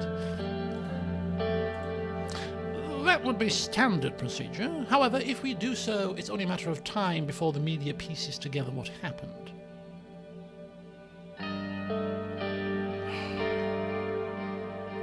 We've already cashed in one favour with Marcel. Perhaps you could call on him again? Or what if there was no trial? We're not above doing shady things, it seems. Mr. Greaser and his men could certainly take care of this in secret.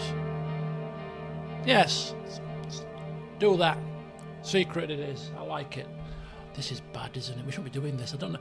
If Mr. Rayne is going out of control right now. He's being, no more impeachment, and it's just, I'll do what I wish. Secret there, illegal this, illegal that, do it all. As long as my skin is saved, that's all that matters. Let's do it. Mr. Rayne is Vladimir Putin. Let's do that. Come on, Secret Service. We've got a secret state police. We haven't got them for nothing. Let's put them to flipping use, shall we? Bloody hell.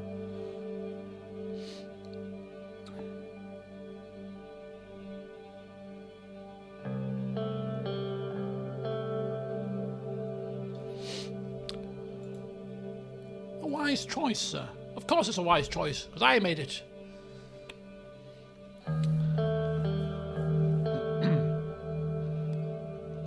By take care, you mean secretly arrest, right? By take care, you mean take care for good. Oh my god! Now, how far do we want to push this? How far do we want to push this? Oh my gosh. I don't think we want to... I don't think dead. Just get her locked up and put away for a long time. Dead is a bit too extreme. I mean, we're not psychotic here. You mean secretly arrest? Just to be clarifying here, Lucian. You mean secretly arrest, or do you mean further? I mean, whatever you think's best. What else could I have meant? It's a good second option, isn't it? Just checking. Just checking. It's okay, Lucian. I know exactly what does he mean? I know exactly what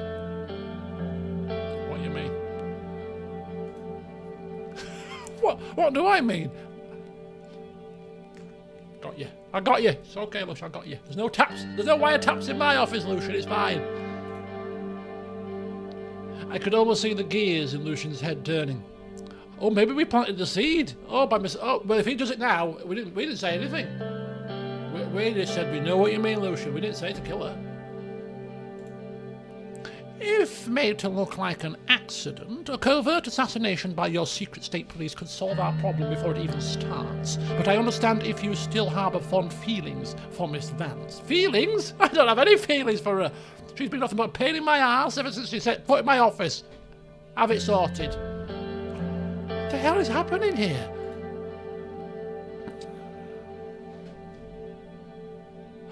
Oh!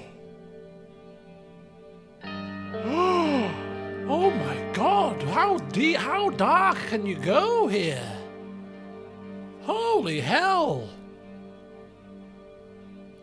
Oh my goodness! Listen, he said it's the best way to solve the problem before it even starts. Perfect. No comebacks, no messing about. Peter, leave him be. He can be the fall guy. Get her gone. Gone. Screw her, Ilana. Order the death of somebody by any... Oh, I've got an achievement for this. Oh my God. Bump her off. Mum's the word, Lucian. Mum's the word. As you wish. I'll call Mr. Greaser right away. It ought to be done by the end of today. I feel so bad.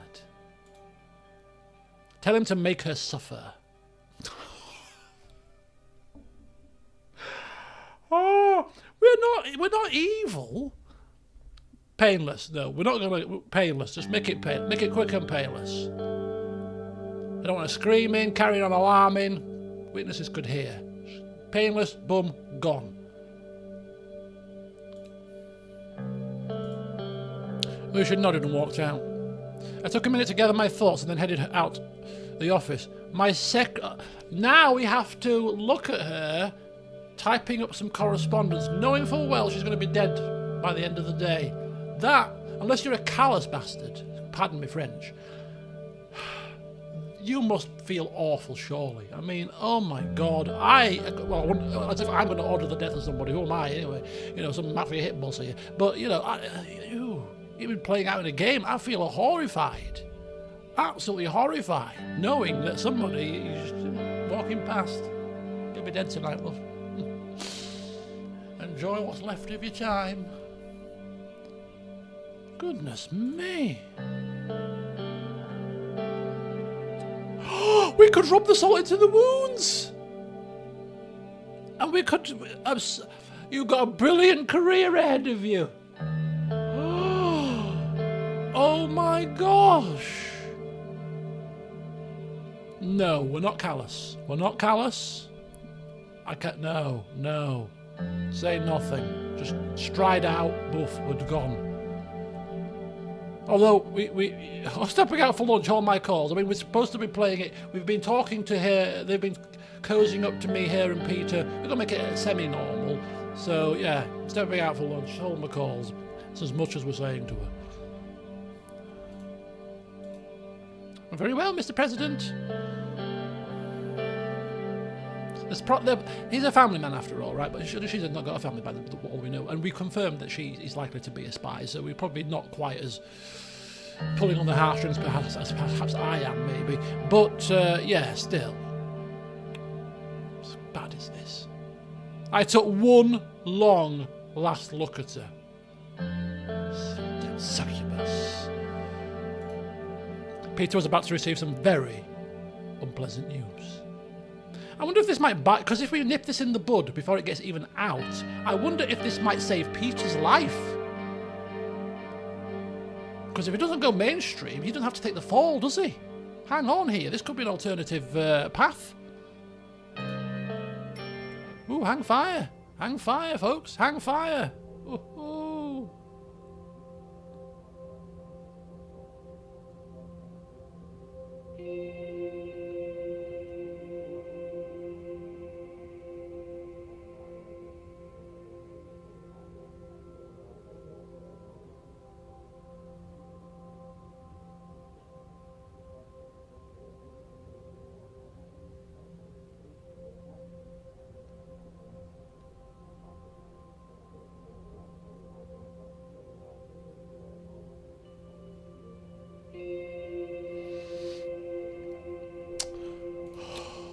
political briefing. This happened. This was already here before they made that decision, so this has nothing to do with that. But we're going to be sat in this political briefing with this weighing on our mind. It's not weighing on our mind. She's a spy. She's a Rumbergian spy. She's screwed Peter over. She deserves what's coming to her. That's what I say. That's what I say. The morning sunlight streamed through the windows as Lucian and I entered the White Room. I sat down. Lucian remained standing. I'm afraid I won't be able to join you for your meetings today, sir. The business surrounding the Livio Suno affair is taking up all of my time at the moment. He dropped a thick folder in front of me. I was hoping to go over the day's agenda with you before your cabinet members began arriving, but duty calls. He walked out. I took a look at the folder in front of me, then at the coffee carafe in the corner of the room. I walked over and poured myself a cup. I wondered when my new secretary would start work. Internal Affairs was first on the list of items. Lilius and Nia, along with their close staff, joined me around the table.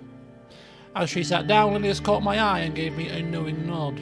Carl and the SSP had done the job requested of them, presumably. Oh, this has updated to take into that decision into what's it called? Into consideration. Can you think of the word? It's a light nod from Lilius. I won't spoil it now, but I'm going to spoil it at the end of the playthrough, because in my second playthrough I took a different line from my first playthrough and found out some things. So I might disclose those things at the end of this playthrough, but not beforehand to spoil anything before I finish this. Did she tragically fall out of a window? Maybe down some steps, perhaps? Maybe lost at sea? Maybe a flaming fireball hit her? All noble ends. Probably too fitting for a spy of her caliber. Maybe a snake in her bed. Shall we begin? So what's been going on in Berger since we've removed the special zone? Mr. President, I want to congratulate you again on your historic accomplishment for Bloods and Swordland. Thank you for approving my plans for the vacation of the special zone. Nia averted her gaze. The internal security structure of Berger has already been dismantled. Part of the local forces will be integrated into the Swordish police force.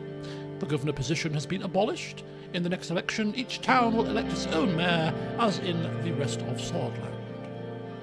And now you, Miss Graff, have complete control over the region's security. As I should, Miss Morgner. I am the Minister of the Interior, after all. The Bluedish community is incredibly furious about the situation. You are fueling the tensions, Mr. President.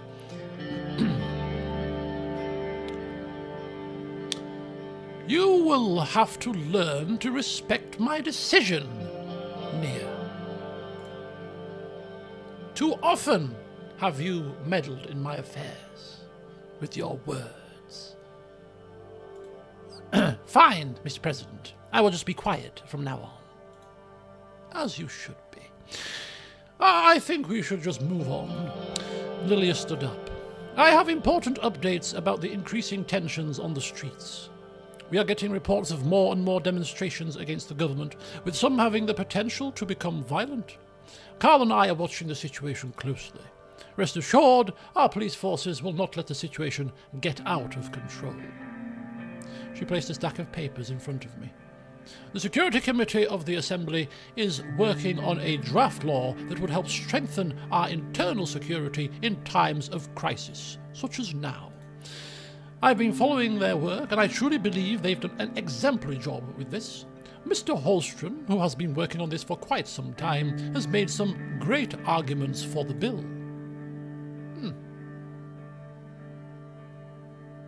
Tell me about this bill. Firstly, it aims to grant the necessary authority to the police forces on the ground to enable quick and decisive responses in situations where public security is at risk. Sounds reasonable. It will also remove several legal limits that were prescribed for the forces, allowing them to function much more efficiently. Sounds a bit extreme if you're somebody that prefers human rights. However, that's fine.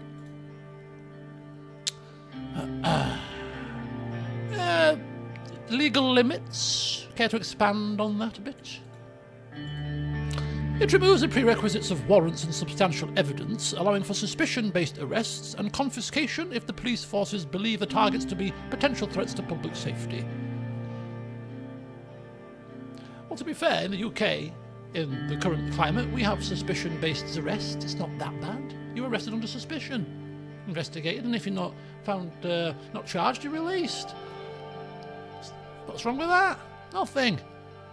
It also has a clause which allows security forces to exercise their authority beyond their legal limits, only if it is deemed essential for maintaining state security. Yeah, that sounds, again, reasonable. Times of crisis means extreme measures for the security of our people. I like the sound of it. Are you serious? When does she become John McEnroe? You are clearly not seeing the threats. Lily sighed. In any case, that's all from me about the security bill. They both stood up. We'll keep it brief. I think that will be all for our internal affairs update. They gathered their documents. Poor old Nia, not getting a word in, is she, bless her? Railroaded, love, railroaded. See you later, Mr. President. They took their entourage and left the room. Simon came in shortly afterwards. Ah, Mr. President, where's the Vice President today? Confidential, Mr. Hall. Oh, I don't think we should be keeping secrets from our cabinet, really. He's thinking very hard about what he did wrong.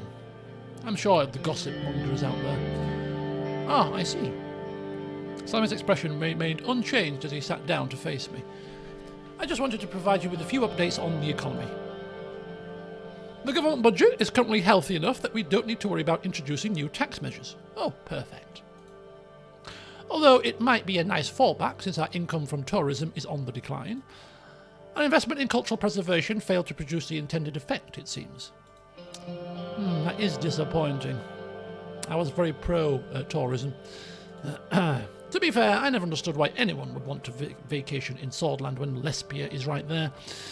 There was a knock on the door. Gus Manger strolled in and grabbed a seat. Ah, Mr. President, Simon? Thanks for joining us, Gus. I believe you wanted to update the President on the latest developments in the Grooney region? Gus nodded vigorously. Yes, you both know how revitalising the region has always been my pet project of sorts. Well, I'm saddened to say that despite my ministry's best efforts, we're going to have to close the books on this project. Close the books? Mr. Manger? What does that mean? Gus sighed. We pumped money into this, Gus. It means that without a massive injection of funding, the economic growth I had hoped to see in the region is simply not going to happen during this term.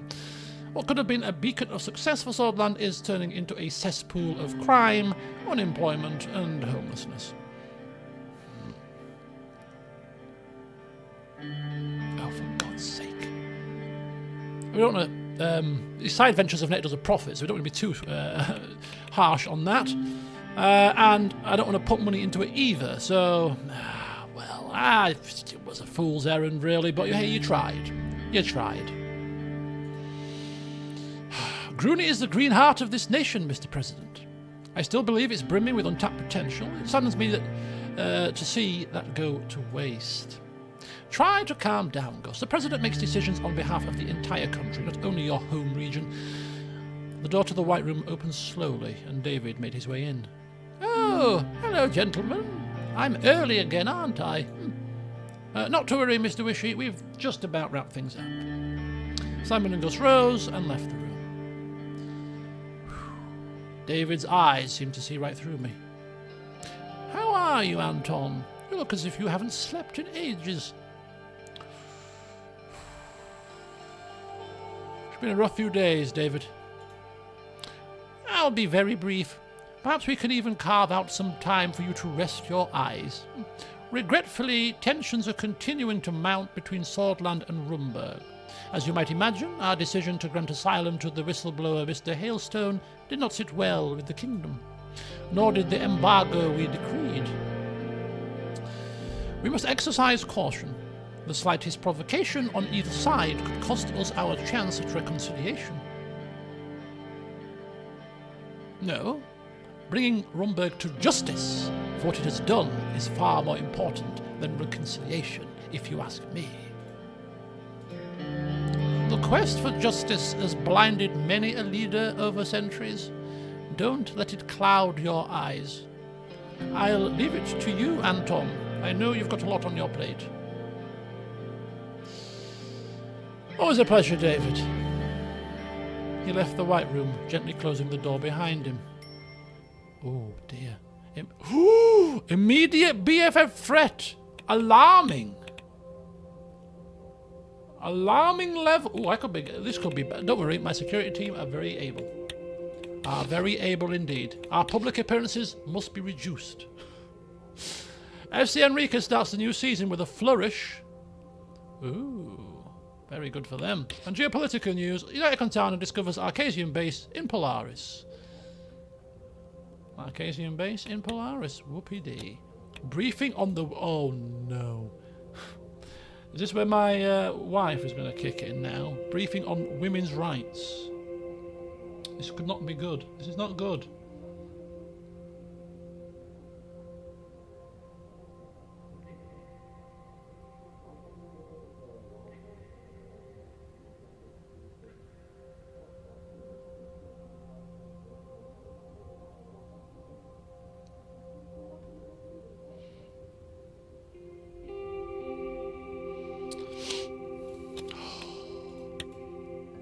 Let's see what we have to do here. Hopefully, nothing's going to cost us money. It's amazing. If it costs us money, might be. We've got a better budget to play with, but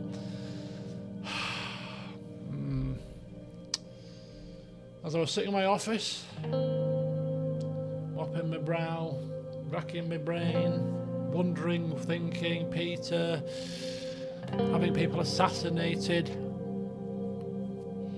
I looked at the clock. 2:26. It was almost time for my appointment with Chiara on women's rights. There's a knock at the door. Chiara entered the room with folders in her hand. The door did not close behind her. Monica entered the room and stood next to Chiara. Right, hopefully it's not going to cost us money. We'll just pay lip service because my wife's here. Yeah, oh yeah, agree. Completely agree, yeah. And hopefully everything you propose is free. Mr. President, Anton, before we start, I just wanted to thank you for agreeing to this meeting. I've been dreaming about this ever since I volunteered with the Swordish League of Women. I can't believe the moment's finally here. I won't say this in front of company.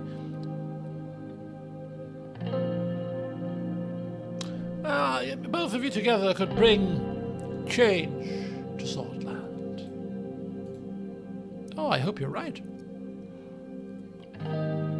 Chiara sat down on a chair and laid down the folder she was holding. We still have a long way to go before Swordish women are able to enjoy the same rights and privileges as men, or even as their counterparts in Arcasia and United Contana. We've been lagging behind on this for decades, Anton. And this isn't only a moral issue. I've seen enough revolutions in this world to understand the main driver of any change. Money. So, did somebody say money? Whatever do you mean, Chiara, money? It's more to life than money, surely. She flipped open a folder and started pulling out documents. In United Contana, law dictates that women earn the same wages as men in their respective fields. My research shows that this led to a 15.5% increase in productivity. You could say this had a direct influence on their superpower status. Arcasia passed laws ensuring maternity leave rights, child daycare centres and tax deductions for working families. In turn, they experienced a 12.6% productivity boost and a flourishing economy. Both countries also have significantly lower infant mortality rates, a statistic I believe is directly linked to the improved status of women. Our administration has thus far failed to pull Swordland out of its economic recession.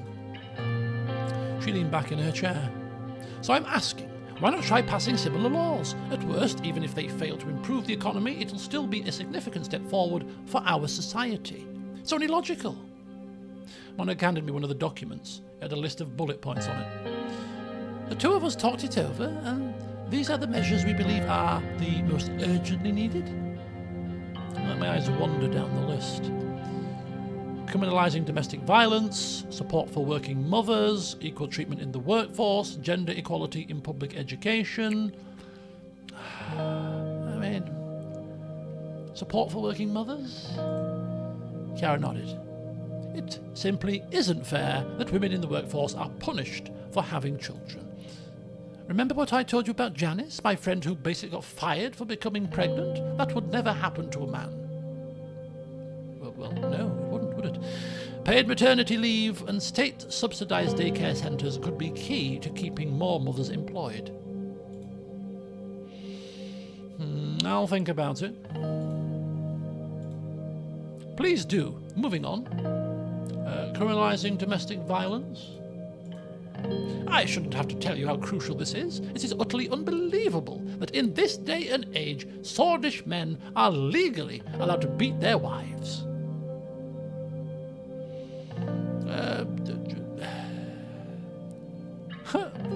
Travesty, yes. I'm happy we're on the same page. As incidences are especially high within bluish communities, I would also advocate for setting up a special domestic violence task force in collaboration with bluish women's rights organisations. That sounds very expensive, actually. Monica looked at her strangely. Even Monica's not happy. Are you sure that's something we ought to focus on? The Blues are different. They have their own rules. Monica, I am surprised at you. We can't let women suffer under the patriarchy, no matter their ethnicity. Yes. Interfering in bluish matters has landed us in enough trouble already, and tensions are already simmering. Chiara, not stoking the fire. We can discuss the particulars once the law has passed. Okay, moving on. Equal treatment in the workforce? Oh, that's an easy one. Right now, Scotland has one of the continent's largest pay gaps between men and women. We need legislation ensuring that a woman doing the same job as a man is paid the same wage. We would also introduce quotas to get more women into positions of power, in the assembly, for instance, or on the boards of corporations.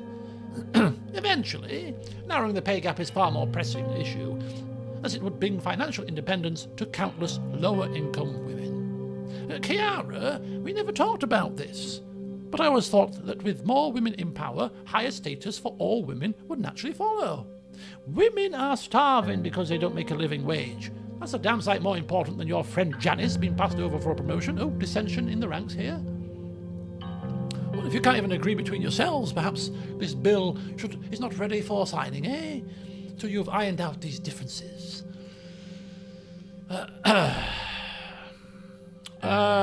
Quotas.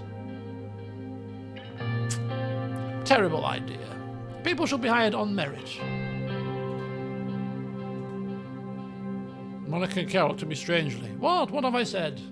It's true, isn't it? You're good enough for the job, you get the job. Simple. Men are hired on the basis of their sex all the time, just not consciously. There are more than enough qualified women to fill any position you can think of. It's up to us to give them the opportunity. Right, gender equality in public education. That was something that we could have signed off with our decree, but we didn't bother, did we? Chiara grinned. You know how much this means to me, and you've witnessed the dangers firsthand. The way girls are shut out of a real education unless their parents have the means to get them out of the public school system, so many bright minds are being lost. I wouldn't totally demean the old system, Chiara. Dina still loves her handicraft lessons. I am not saying we'll take those away. Maybe boys should learn handicrafts too. Monica burst out laughing. Imagine Frank in an apron. We've had this conversation, Chiara. Gender equality in education, I am on side. You're the education minister, and I've given you free rein to do as you please with that. Good. Then we see eye to eye on the matter. Now, that covers all subjects. What are your thoughts so far? It feels like too much comparison to other nations. We must choose our own path. I agree completely. We must aim to be better than them. Better than all the superpowers. None of them have yet managed to achieve true parity among the sexes. If we can do that, we'll make history. Let's talk about how to proceed. I feel like I'm being railroaded here. I want to establish a commission for women's rights in Swordland with me as its head. Our goal shall be passing and implementing a set of laws to solve the problems we just discussed. As the Commissioner's spokeswoman, my responsibility will be to make speeches and organise fundraisers. I will be the face of this movement while Kiara handles the groundwork. If I can show that the First Lady is behind this movement, many women will feel encouraged. The cogs whirring in old President Rayne's head here. Women vote? Can women vote? Women can vote, can't they? Women can vote. Can women vote? I forgot it from the first playthroughs. Can women actually vote? If women can vote, then this is a good idea because women voters, they'll love me. Oh, I've given you all these things. Commission, women's rights. Get your votes in now. Is it in the thingies? Law. Where would it be?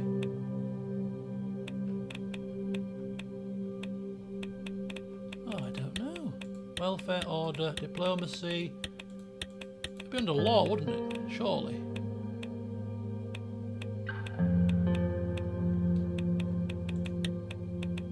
Limited women's rights.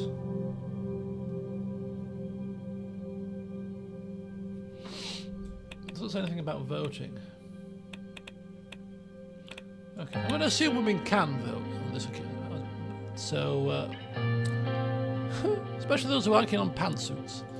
The organisation's name will be Commission on the Status of Women.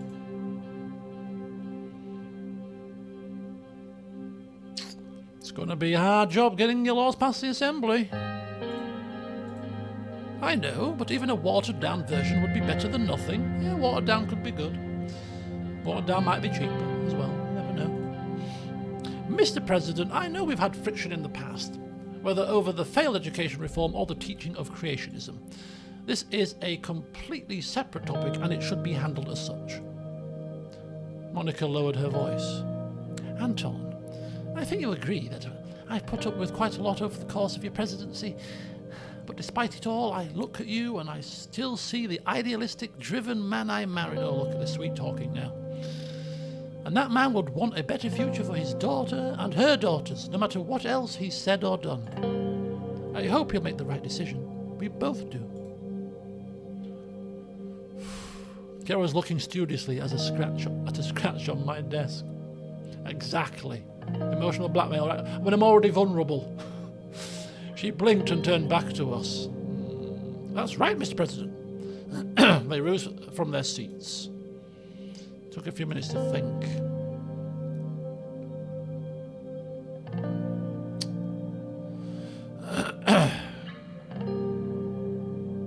God. Oh, this is tough. This is probably one of the toughest decisions actually that we had to make. Killing people? Yeah, kill him, Lucian. Kill her. I'll live with the consequences. They're going to eat me up for a little bit, but kill her, yeah. Kill her. This wife, if I say no, he's going to not be happy. I mean, we're saying you can try to run it by the Assembly. If the Assembly agree to it, I won't veto it. But I get no support from... That's like no support bit. It just sounds really bad, doesn't it? Oh... I mean, what's the worst that's going to happen? If it's not going to cost me any money, I'm just thinking about my party. Obviously, this country's entrenched in its ways, isn't it? So this is another thing that's going to go against us when it comes to voting, surely, unless women can vote, at which point we might make up that loss from male voters with women voters, perhaps, possibly. But it's my wife, and she's just bloody emotionally blackmailed me. And I feel railroaded. There's two women glaring me down, and I'm here with papers Not quite shaking, my hands shaking, but, you know, put me on the spot here.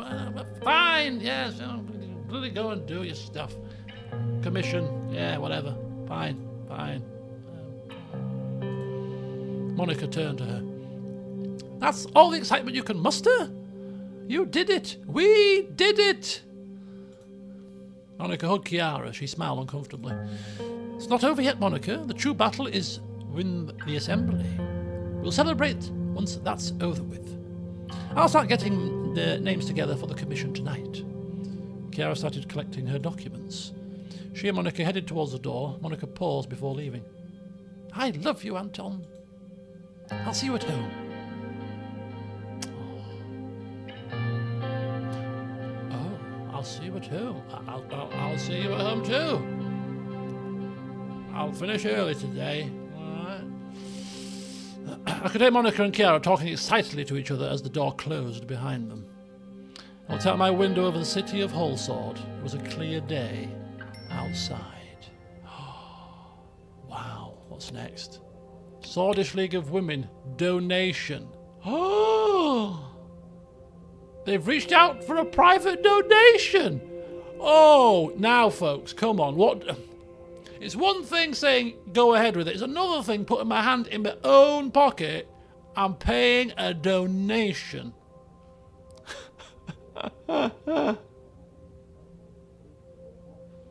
What do we reckon here?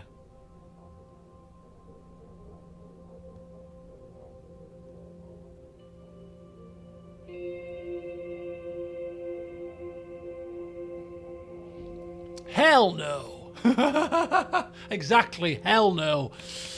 It's one where our wife can't possibly be mad at us for not donating our own personal cash. No, we're not doing it. It's one thing. Plus, we love our own money far too much to give it up for the Swordish Women League. We've given the green light. Your commission's going ahead. You know, that is as much as I can do. This money, I've got wines to make, I'm afraid. Mediation of a dispute in the gendarmerie. Right, okay. We know this is Lilius and what's his face? Going to be having a bit of a tete-a-tete. Mr. Iosef Lancer. Prepared to be unpopular but poor. No, Jan, exactly. At least we can be unpopular and rich. I arrived in the city of Vesord with Peter after receiving an emergency meeting request from Iosef and Lilius. I'm trying to rack my memory here as to, with the whole Livia Suno situation, right? I'm sure the situation with Peter developed pretty much straight after that, whereas now he's still milling about with us. So has the assassination of Livia Suno, thus getting rid of the situation without it even hitting the press, has that saved Peter's life? Does anybody know this for certain? Can just confirm before we move any further. I think we've inadvertently saved Peter's life on this playthrough. Potentially, I might be wrong, but I can't remember him visiting Vesord with us last time. It was like we were having to do press conference and throwing him under a bus, and he killed himself. So I think we've managed to avoid it.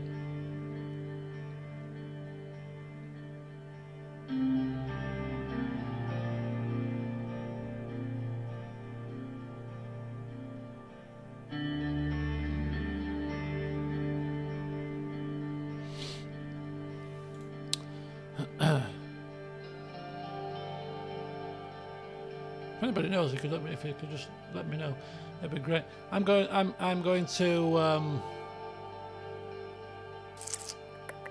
have to go back through my old playthrough and have a gander. I'm just very intrigued. Mind you, the more we progress, obviously, it becomes much more apparent.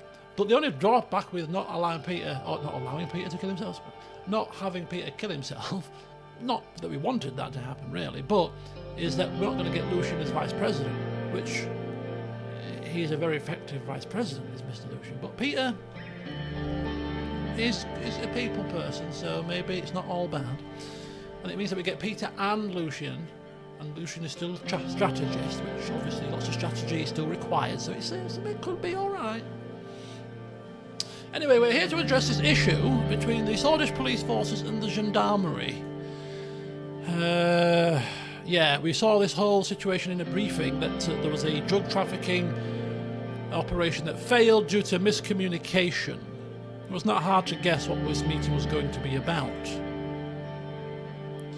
We entered the city hall and made our way to the second floor. I could hear Josef and Lilius's voices echoing through the hall. I opened the doors to the meeting room, and the two ministers did not even realise. This is unacceptable. How dare the police meddle in the affairs of the gendarmerie? It was your men who started this ridiculousness and meddled with an ongoing police investigation. Their voices were getting louder and louder.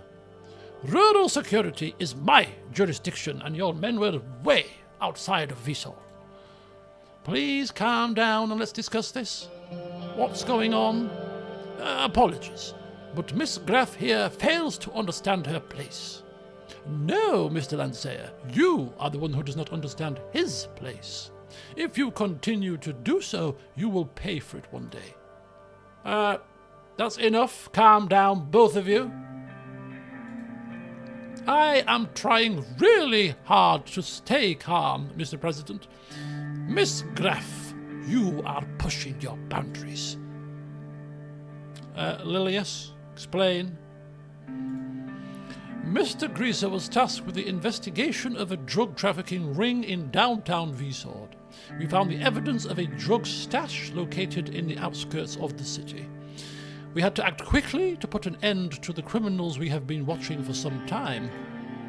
So we immediately sent our police units to catch them and find the drugs in the compound.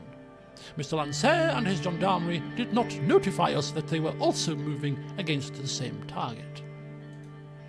As a result, the criminals got away and we lost months of progress.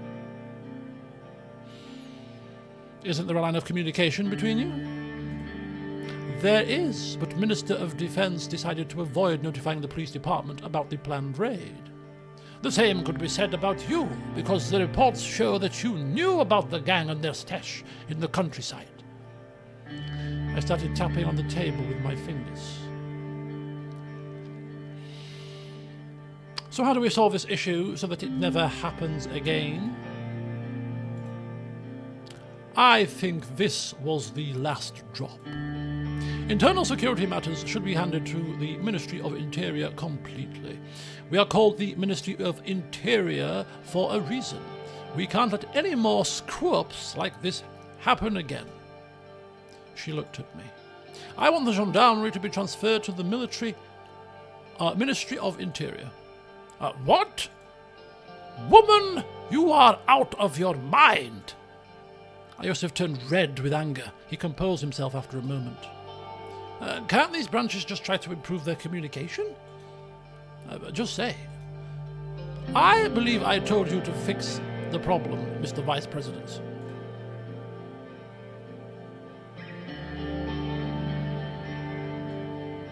Oh, I told you the fix to the problem. Sorry. It didn't make sense. Well, but with all due respect, there is no other way. Ridiculous. This is absolutely ridiculous. I will not hand over gendarmerie to her. Out of the question. Do you have a better solution, Josef? Whenever operations overlap, we should engage at a lower rank with the local officers on both sides. We could work on establishing that, but it still doesn't change the wrong system that exists now. I want to remind you about your promise, Mr. President. What promise? What promise are you talking about, Lilius? That was before this screw-up.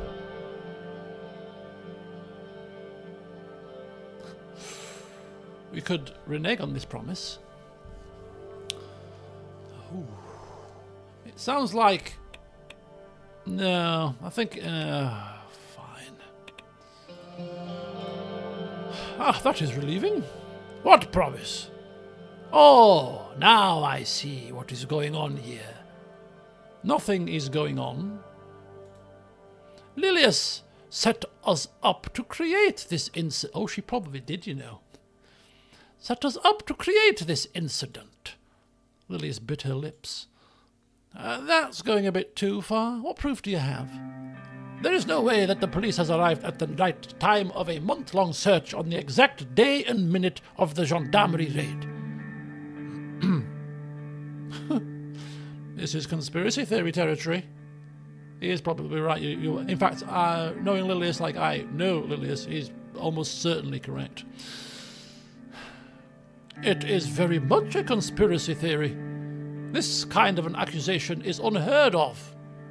Nonsense. If I were you, I wouldn't believe a word Mr. Landseer says, Mr. President. Heed my word, Mr. President. I don't know what he's going to say, but the more that I'm going down this line, and Lilius is getting exactly what she wants, she's getting the gendarmerie, we know from our previous playthrough what she's after. Or what she could be after, although we did avoid it in the last playthrough. But if we're giving her all this kind of power, I am beginning to wonder. When dealing with these situations, you need to always look at who gets what out of it. I won't stand idle by these utterly ridiculous and baseless accusations. I don't have time for this. What is your decision? The gendarmerie will be transferred to the Ministry of Interior. I mean, to me, it does actually make sense. Really. Interior, exterior. Military, exterior. Gendarmerie, interior.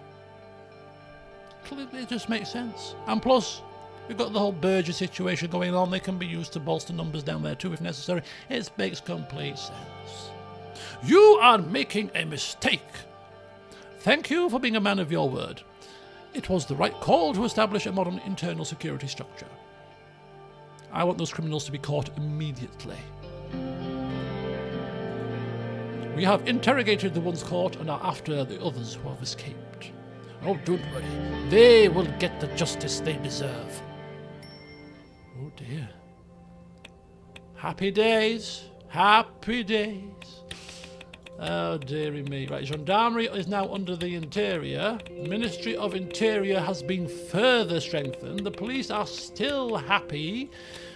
And the Loverberg Group investigation report. Our secret state police is continuing its investigation into the oligarchies.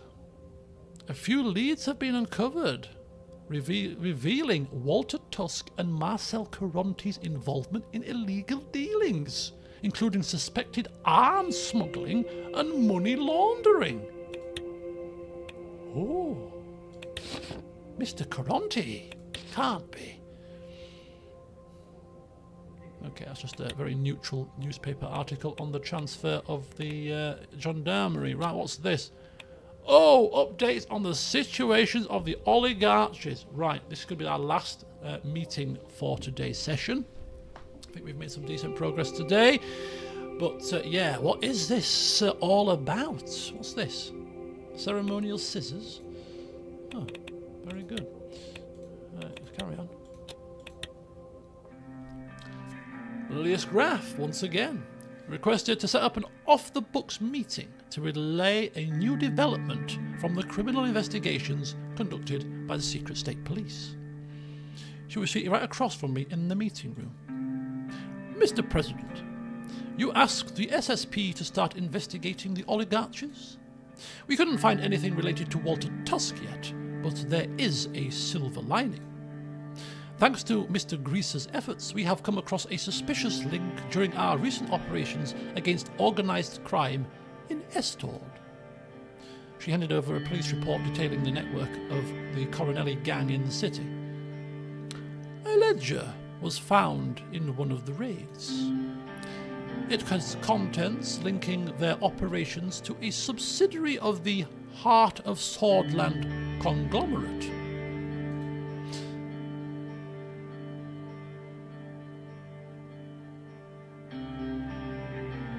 This is a very big accusation. Are you absolutely sure? The initial lead found by our lead investigator refers to several transactions. There is a case to pursue. At any rate, with this new evidence, we need not keep our research into Mr. Caronte a secret any longer. In fact, we should open a full-blown joint investigation with the Ministry of Justice.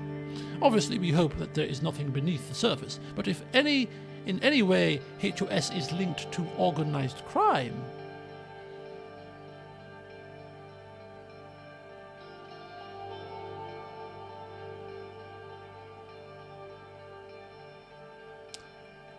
now, obviously, if Mr. Tusk this was Mr. Tusk that we were talking about, crack on with your investigation, Tusk goes down, Caronte gets it all, as we want, happy days.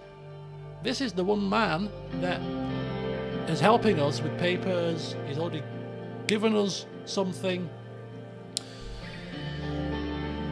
I don't want him investigated any further, if I'm being perfectly honest. He's going to come in very, very helpful when it comes to the re-election campaign, having him on side with the media.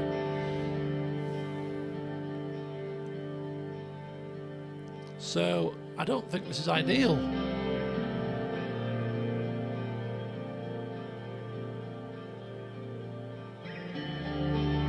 We can say that we don't believe it in the face of evidence, but I think we're going to go down this line to start with. Mr. Caronte is a powerful figure that wouldn't like a development like this at all. I don't know if that's actually us trying to convince her that this is not appropriate, or whether or not we are kind of saying, well, you know, he's not going to like it, but he can lump it kind of thing. No, he wouldn't like it at all, but if he is innocent, he shouldn't care. People like him think they are above the law. We must tread carefully. There have been rumours about Mr. Caronte having ties to our government. What ties, Lilius, actually? Who did you hear that from? Lilius burst into a laugh. We all have our ways, Mr. President. I wouldn't be sitting here if I didn't know how to keep my ears open. So, will you allow us to open an investigation? We both locked eyes. Absolutely not. Keep your focus on Tusk. We just got categorical.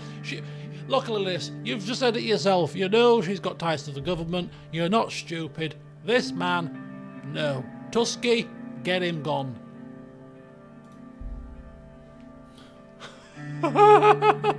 God.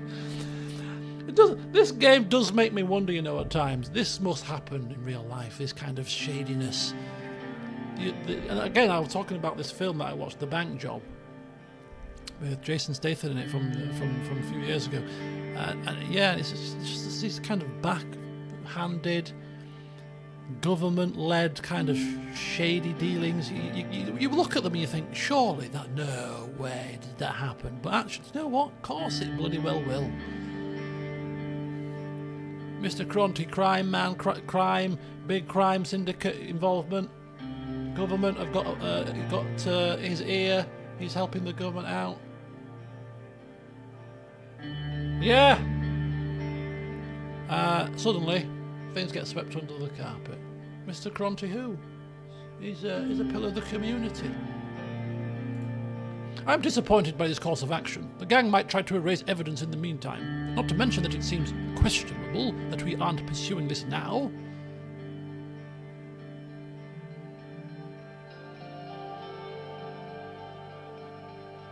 It would be even worse if we acted too hasty and the lead turned out to be a false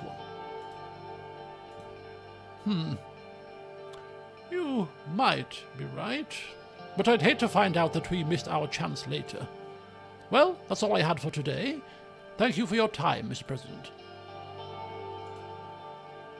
Call Mr. Caronte. What? We're going to tip him off? Listen, if we're going to do it, you might as well do the whole hog. Not do things in half measures here. Pick the phone up to Mr. Caronte. Mr. Caronte, got some news for you. Maybe we can call in another favour for this. I call Marcel Caronti. Oh God, this is so bad. We've had somebody assassinated. Now we're doing shame.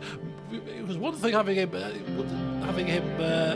influence the papers, but now, bloody hell.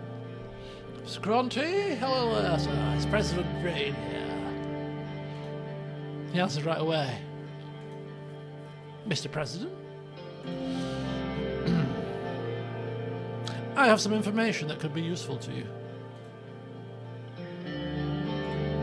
Oh, now I'm excited. What is it?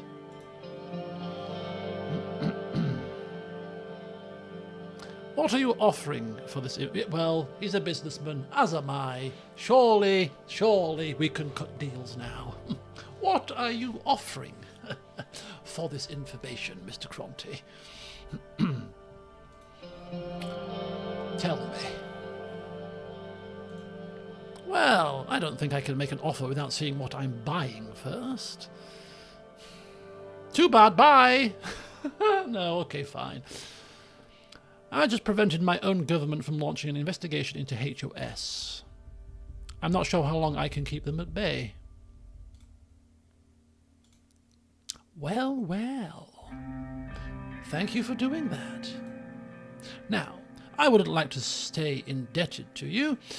Here's what I can offer in exchange for your help. I promise you campaign funds commensurate with the value of your information. Campaign funds? Oh, that'll do. The campaign funds never hurt anybody, especially when it comes to re-election and all that.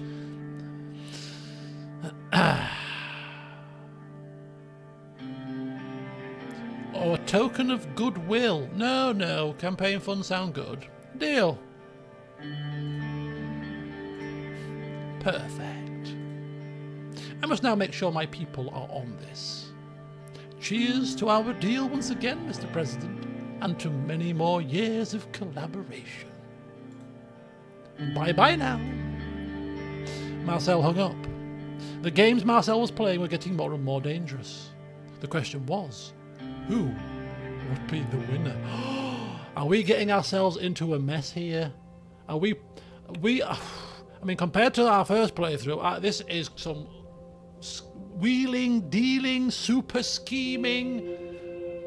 We're getting so, I don't know if to say smug's the right word, but we're getting so embroiled in all of this and probably feeling like we're pulling the strings here, that I've got just a sneaking suspicion that we're just gonna go tush flat on our face at some point in the not too distant future. Get brought down a peg or two. Boring briefing on the current healthcare situation. That can wait till next time. Right then, there you go, folks. So, yeah, quite a lot's happened in today's session. It looks like that we might have saved Peter inadvertently by committing murder. Assassinating Liv Suno because we got the. I'm assuming because we got the secret state police funded, that made that an option. Our president was the kind of man to take that option, and therefore Peter, maybe still marriage is probably still screwed, however, he's not dead. No reason for him to take his life. We haven't made him take the fall. It never even reached the papers because Miss Vance gone before anything was revealed, which I think is absolutely fantastic. The amount of branching pathways in this game is absolutely great. 3 playthroughs I've done and 3 pretty much totally different outcomes with a variety of different things. So it's such great replayability, hence why I decided to do a second playthrough. So anyway, there you go, folks. Hope you've enjoyed. We're going to crack on with this probably tomorrow, because I'm playing football at 8, so I've got a bit of pre-football time. So I'm probably going to dive right back into this, carry on with this, and get this done before December hits us. I'm not going to finish it before December, but definitely going to finish it early December, so we can crack on with CK2. So yeah, hopefully you can join me tomorrow as we continue on as the cigar-smoking, wheeling-dealing, tuxedo-wearing President Rayne. and hopefully, I don't know, would you be happy if he fell flat on his face? Are you waiting for him to come a cropper? Or are you actually willing him to victory? I don't know, but anyway, let me know. Yeah, enjoy the rest of your evening, folks, or your afternoons, wherever you are. And yeah, hopefully see some of you tomorrow as we continue on. But yeah, have a good one. And until next time, it's time for my sticky toffee pudding now. See you soon. What are you like, Mr. Rayne? What are you like?